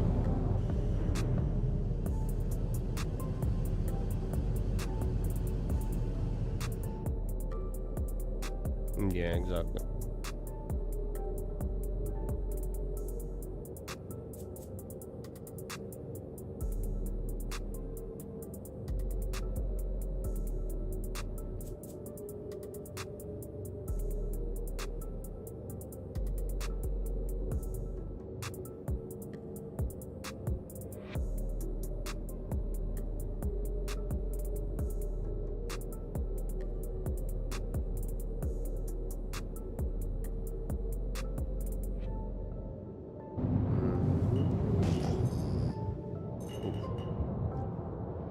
By the way, we should go to Aaron Belt at some point. Maybe we'll find some Quantanium there.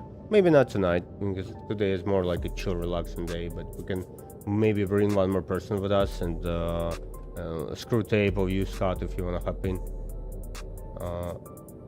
We'll go to Aaron Belt and just look for some things. Yeah, well, we already checked on Laranite. So I had that dark purple one, which cost like 14 bucks, so I melted it. I don't like the orange as much, but at this point I'm just waiting for a raster, and I rarely fly mole. I got it to fly around. I wanted to test how much money you can make with it, and it's actually not too bad. You know, we make pretty good cash. Let's just break this rock and take it, because I want to go to the station and see what we can do with it. It has a little bit of backslide in it, so we make a little bit of money. I'm not a big fan of orange, for sure, because this ship looks so epic in dark shades. Like, there's like dark purple, almost black and purple paint, which is so good. That's my favorite mole paint. But because I don't fly mole as much, I sold it and converted it to the ship because it was expensive. It was like 14-15 bucks. Yeah, I know, same thing. But the mall is great. Like, I just... The thing is, the reason I don't do a lot of mining nowadays, because economy is kind of broken. Yeah, Godspeed, brother. Screw type, thank you. I appreciate you, man. As always, please come by, and whenever you fix your stuff, then come play. You know, Thursdays we're doing, guys. Every Thursday we'll do a big group play. Anybody from stream can come in, and we'll do something stupid. You know, we go scream at the station, or just move some boxes together. So if you guys have free on Thursday, come in for an hour. You don't have to stay for entire stream. Just expect most likely somebody gonna get shot, or we're all gonna. You know, drop down in the fireball from the outside of the station or something. Something's gonna happen, you know. But it's fun. That's the whole reason to just hang out and bring your favorite ships and look at the ships, and you know. So Thursday we'll try to do it maybe 6 p.m. or so, 7 p.m. Eastern time. So if you guys wanna hop in, and you know, normal days if we want to do like a smaller group, because I absolutely love playing with other people. Just guys, keep in mind, I sometimes pause and start talking to chat like that. So if you guys playing with me, I can be standing in the corner just talking to chat for a little while. So, but you're more than welcome to come in and we'll do something fun. Like, for example, when we ran ASD facilities last week, I couldn't really speak to chat because I really, guys, I love Star Citizen, but more I like speaking to people. I absolutely love like chat, and it's one of the reasons I do it, you know. And of course around sci-fi. So yeah, if you guys okay with me being standing in the corner for a little while, everybody's welcome to come by and, you know, and play around together.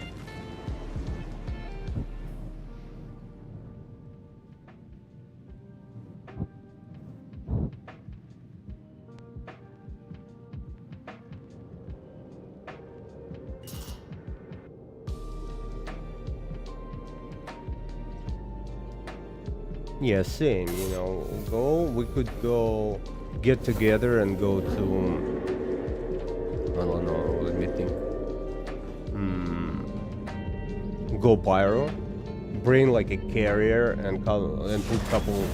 We don't have to bring anything with us. We can just bring a carrier and bring bunch of small. Technically I have. Sanctuary mode on. Oh, I got a little bit too close.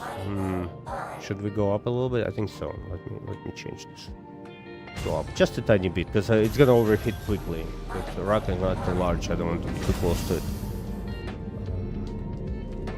Yeah, we can bring the carrier, and then bring a bunch of smaller snub fighters and go do something around pyro.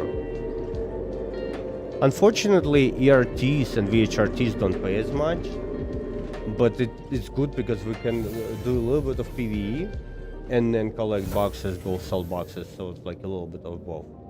And I really I haven't done the Valakar yet, so maybe we'll do Valakar, but I know it just requires a lot of prep. But I'd be down if somebody can show me around as well. I can do prep myself, but if somebody done it, I think it's better.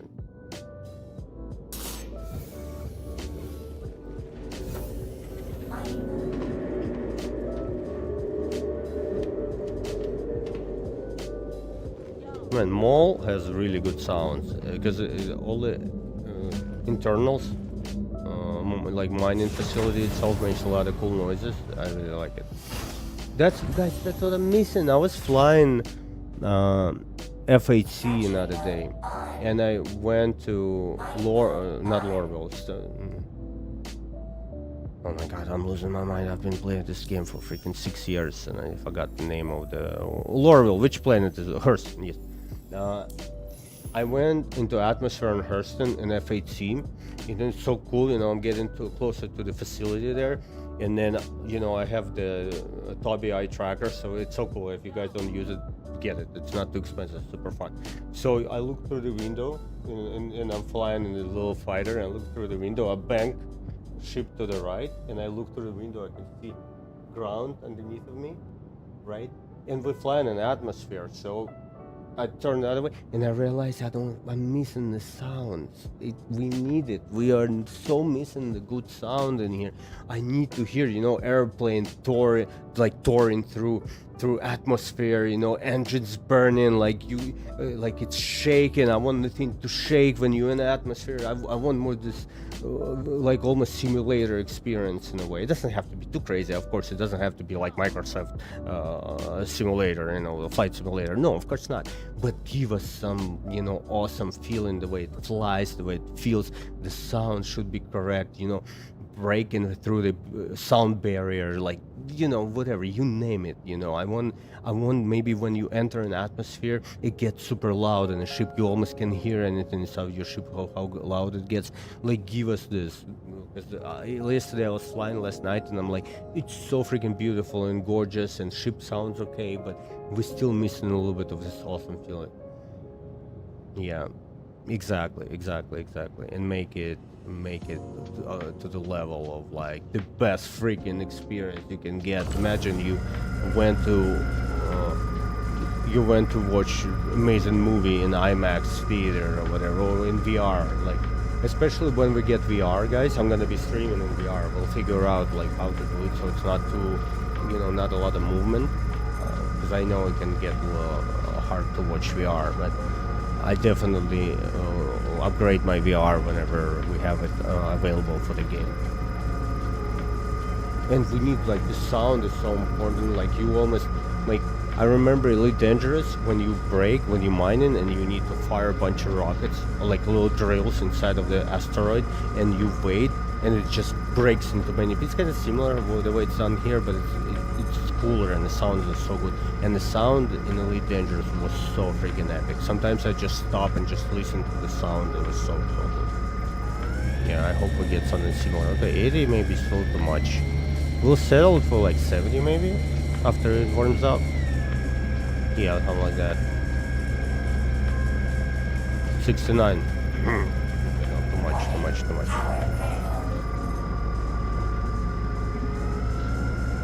60, you think? Yeah, we'll keep it at a little over 60 now, 67. Okay. Shields. Guys, if you never played Elite Dangerous, let me describe you something. Just listen to this. Forget about the rock. We'll get back to it.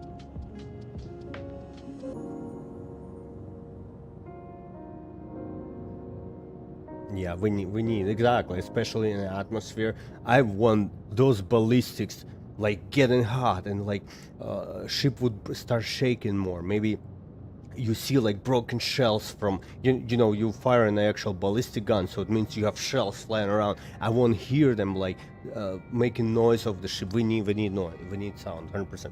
Okay, guys, Star Citizen. Whoever maybe played it a little bit or maybe don't remember how these people introduced the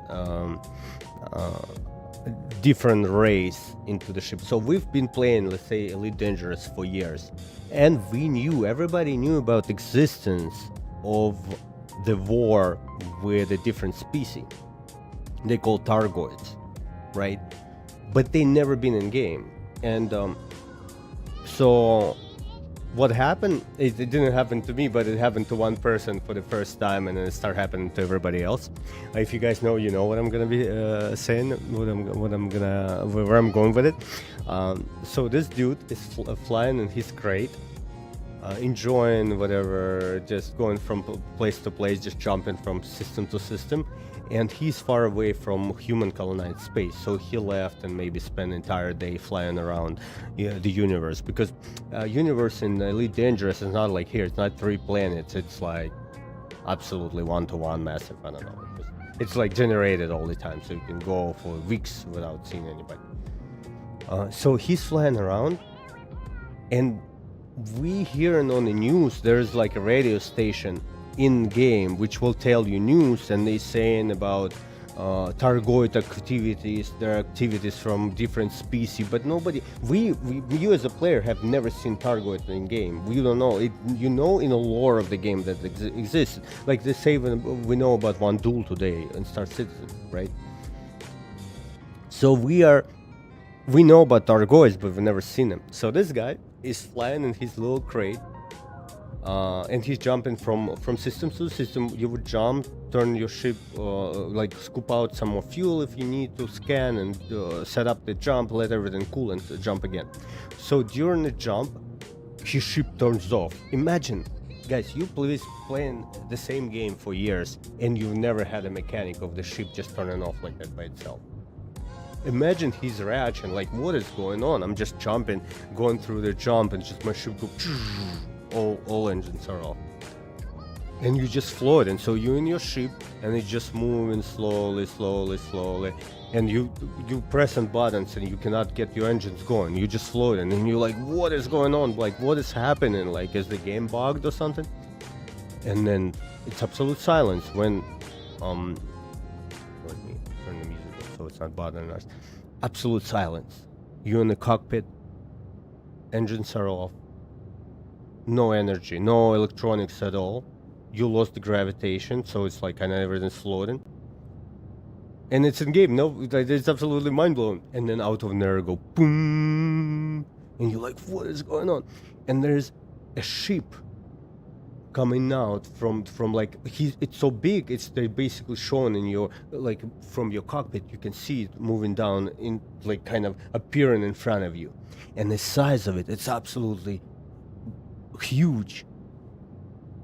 And it's silence, and you sit in the ship, and it's scanning you. I don't remember what exactly is gonna happen, but it starts scanning your ship, everything shaking, and the music, and it's just you don't know what's going on. You never imagine introducing something in game. My point is, everybody, introducing something awesome like that into any game without giving us patch notes. CIG, love you very much. No patch notes, no leaks. Imagine that, guys. That was so mind-blowing. To a dude, he played this game for years, and there's a video on you can go see it. Thargoid first encounter. You can find that video. You've been playing this game for years. Nobody told you that they add an entire race into the game. You don't know about it, and then out of nowhere it shows up into the game. It was so mind-blowing to the community.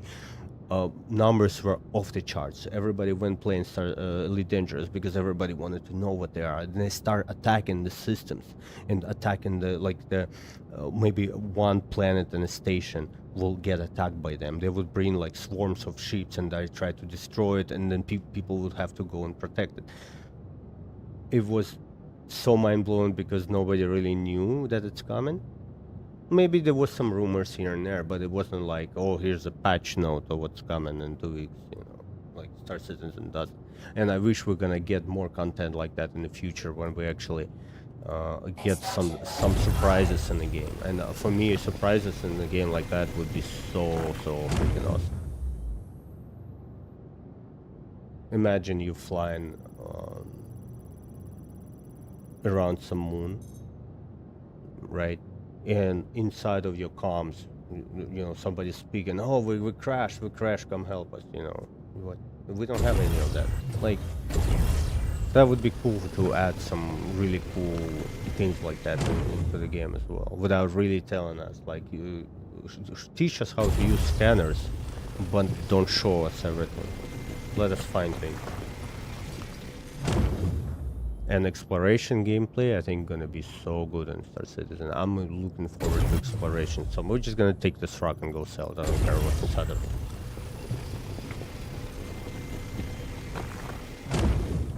I agree with you, Scott. Deep inside, I think they're gonna say Elite Dangerous 2025. And they release a new game or whatever they're gonna call it. Because Elite Dangerous is not the first game, right? This is the second or third in their universe. Maybe there's a future for that because we want it, and I'm not gonna get upset. I'm gonna play both. Maybe not at the same time, but if Star Citizen will be taken too long. Okay, I'm not sure if you guys know what Escape from Tarkov is. It's one of the best FPS shooters. It's very hard. It's very unforgiving. Like it's a game. One day you're gonna love, another day you're gonna hate, just because how hard it is. And the problem is that they've been in development for so long. People start losing interest, and they announced 1.0 release in November of this year after 8 years or 7 years of development. People don't play it. They don't play now. Maybe they're gonna play when it releases, but numbers are very low. And I'm afraid that Star Citizen, because it's gonna drag it out for too long, that's what's gonna happen to the community. We're gonna burn out, and that's why I would say give us the game maybe with less features. Give us the game, a little bit of base building, a little bit of crafting.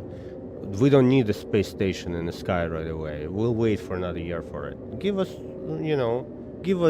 I can put a couple solar panels on, I can grow some vegetables, I can craft, I can sell some items, maybe I'm gonna be a farmer. Maybe we guys start a nice farm, and maybe my ideal, situation, I would love to have us having a little community on the moon with maybe little settlements. Everybody have their own little base. You don't have to be on the same base, but have bases close by and help each other out, do some trade, and have a little community. If somebody rolls up with an attack, everybody bring our ship and we'll protect it.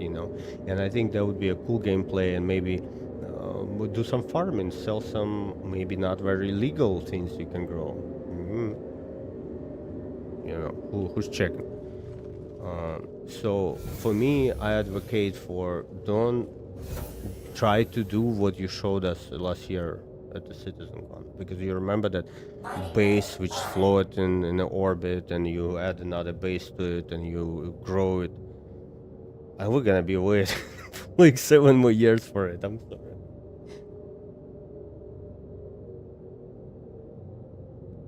Yeah, I agree. I've been with them for a little while, not as long as you are, but what I'm saying is, it's okay. We'll play a smaller version of some. Don't try to do what they usually do. What Chris Roberts does when he's has a goal and it's absolutely amazing, but it's so hard to get to. you know, steps, small steps. It's okay. We're waiting, but we as a community, I think, would appreciate the working game maybe with less features, but released, so we actually have a bunch of cool gameplay.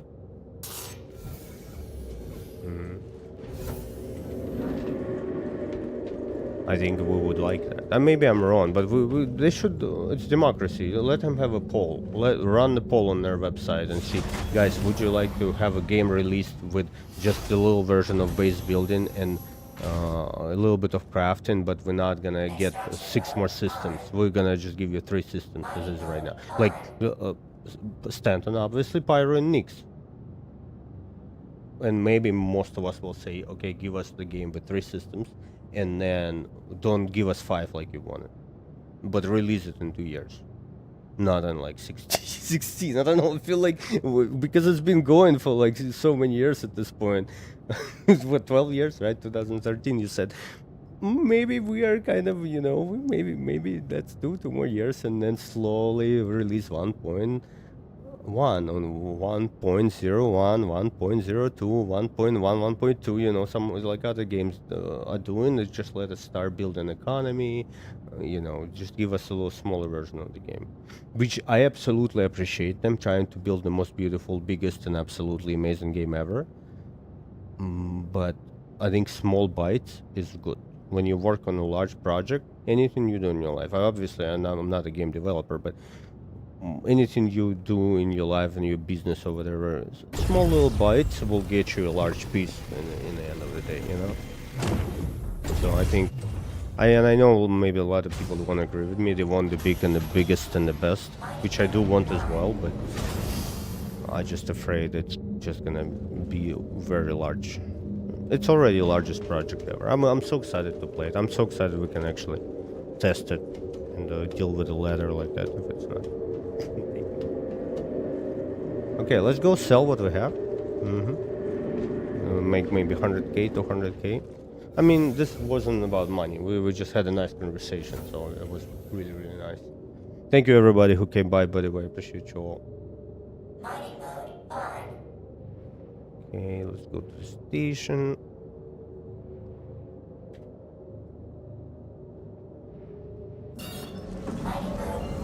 Okay, we're not gonna jump, just gonna fly to...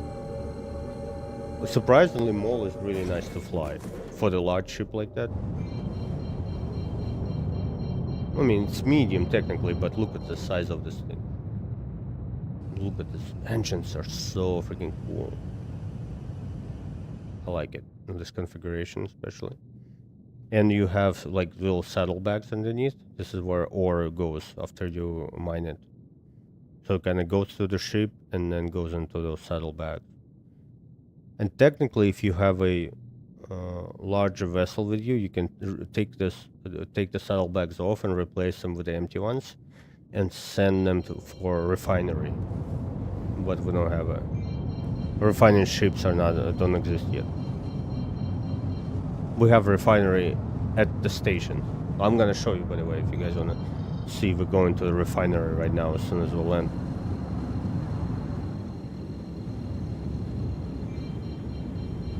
Man, I wish I could turn the lights off. It's so bright inside of the ship.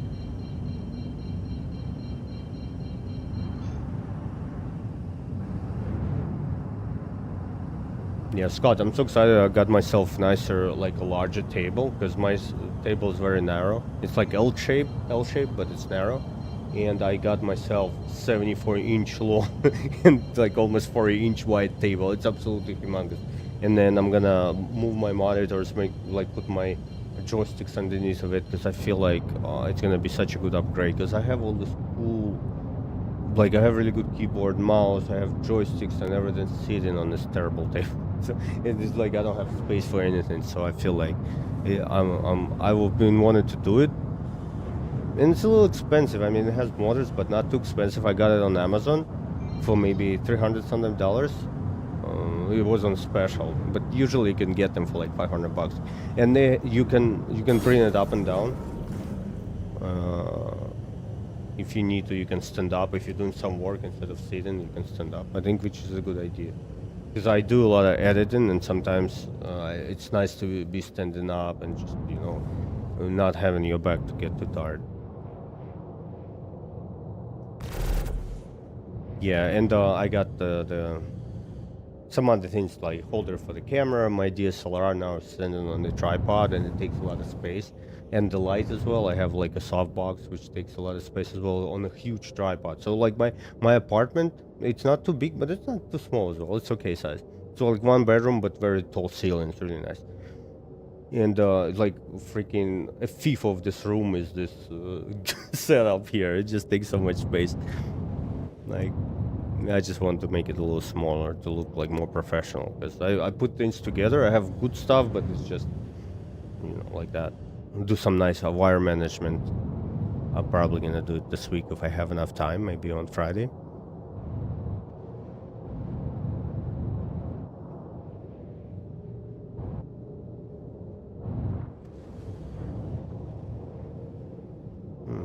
This is my hanger. What's happening?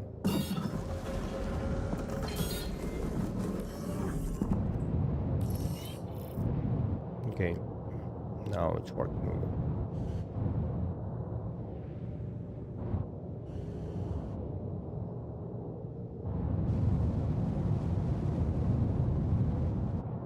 Surgical station. Okay, let's go.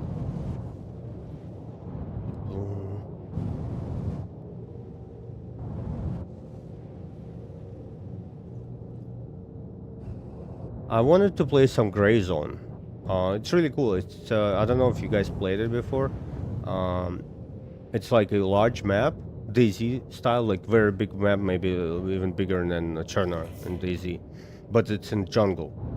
And then you basically you like an operator there. You have a bunch of missions you need to do, and you bring your gun and you just go through the through like villages and you clearing things out and looking for some goodies.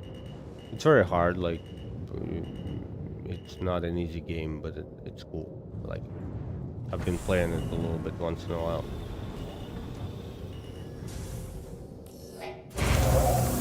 Okay, we are in. Let's quickly refuel this baby. We didn't really spend any quantum at all.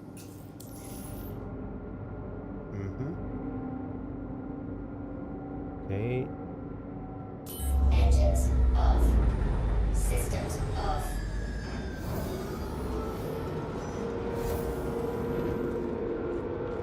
Dude, I love this area in the mall. So industrial, and then you have some crew space. Argo built very nice ships for people. They're comfortable, you know. They're not, of course, they're not like most beautiful. It's not like an RSI, not Origin ship or anything like that. But it's very industrial, and you have absolutely everything you need. You have showers, you have a little kitchen. Everybody have their little pod. I'm sure you can close it so you have a little bit of privacy. And honestly, most of the time you fly this thing alone or maybe with one more person. So you basically you have the whole side for storage, and the other person is here, and then you can close this up. You have a little shower and escape pods. This is escape pod, isn't it?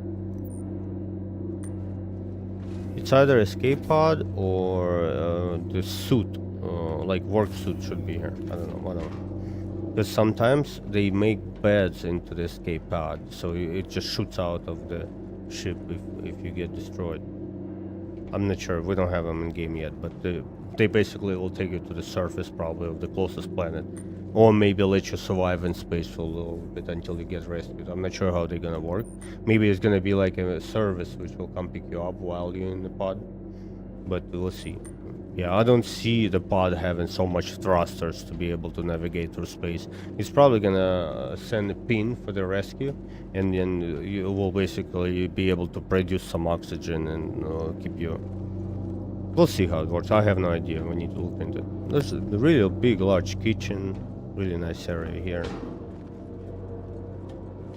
And underneath you have all components for the flight. So this is if something goes wrong with your flight systems, that's where you come to check.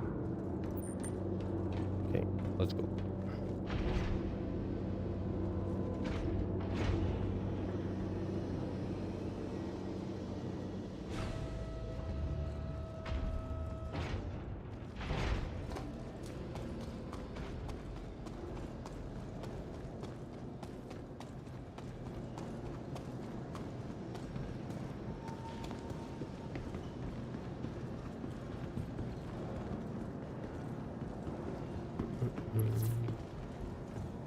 Okay, Welcome let's store to it. the ASOP vehicle retrieval system. Your vehicle has been moved to our storage facility. I have too many vehicles. I wish we could sell vehicles bought in game for like, 50%. Or I don't know, maybe less, even 40%, 30%. I would gladly sell some of the ships, because if you pay, let's say, 10 million, you get your 3-4 million back. It's fair. Because I bought some ships to just test, and I don't use them. If I get my 40, maybe 40-50% back, I'll be very happy. And buy something else. Okay, we'll go refinery.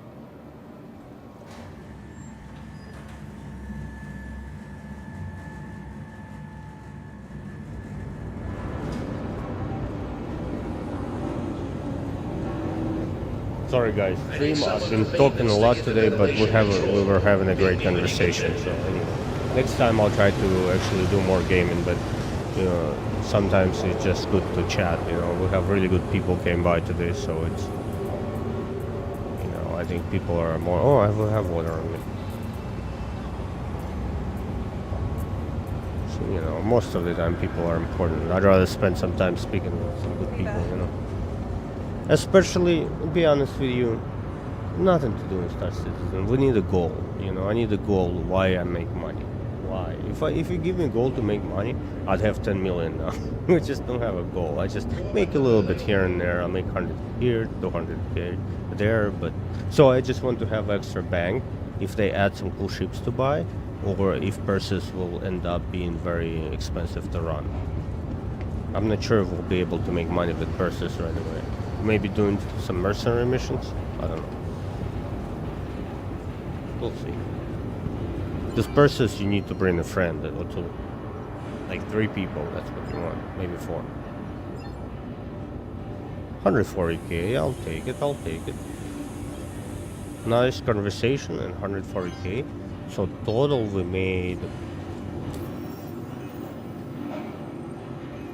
about 400k today. Yeah, it's pretty good.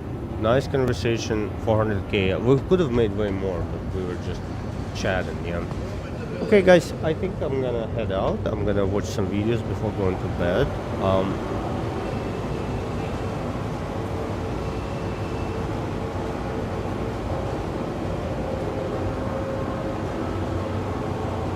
That's so cool. Yeah, I like that. Yeah, that's good. Just make money and give it away. I like it. Good vibes. Yeah, okay guys, I'm gonna head out because it's getting kind of late and I've had a long week, so we're gonna make this a little shorter than usual. And I'll see you guys this week. I'll be either tomorrow. Well, you'll see me. I always comes in at the same time in the evening, so if you see me come by. I appreciate you guys for stopping by, just being friendly and good people. If you guys consider leaving a like, honestly, you don't have to do anything. Just come by next time, and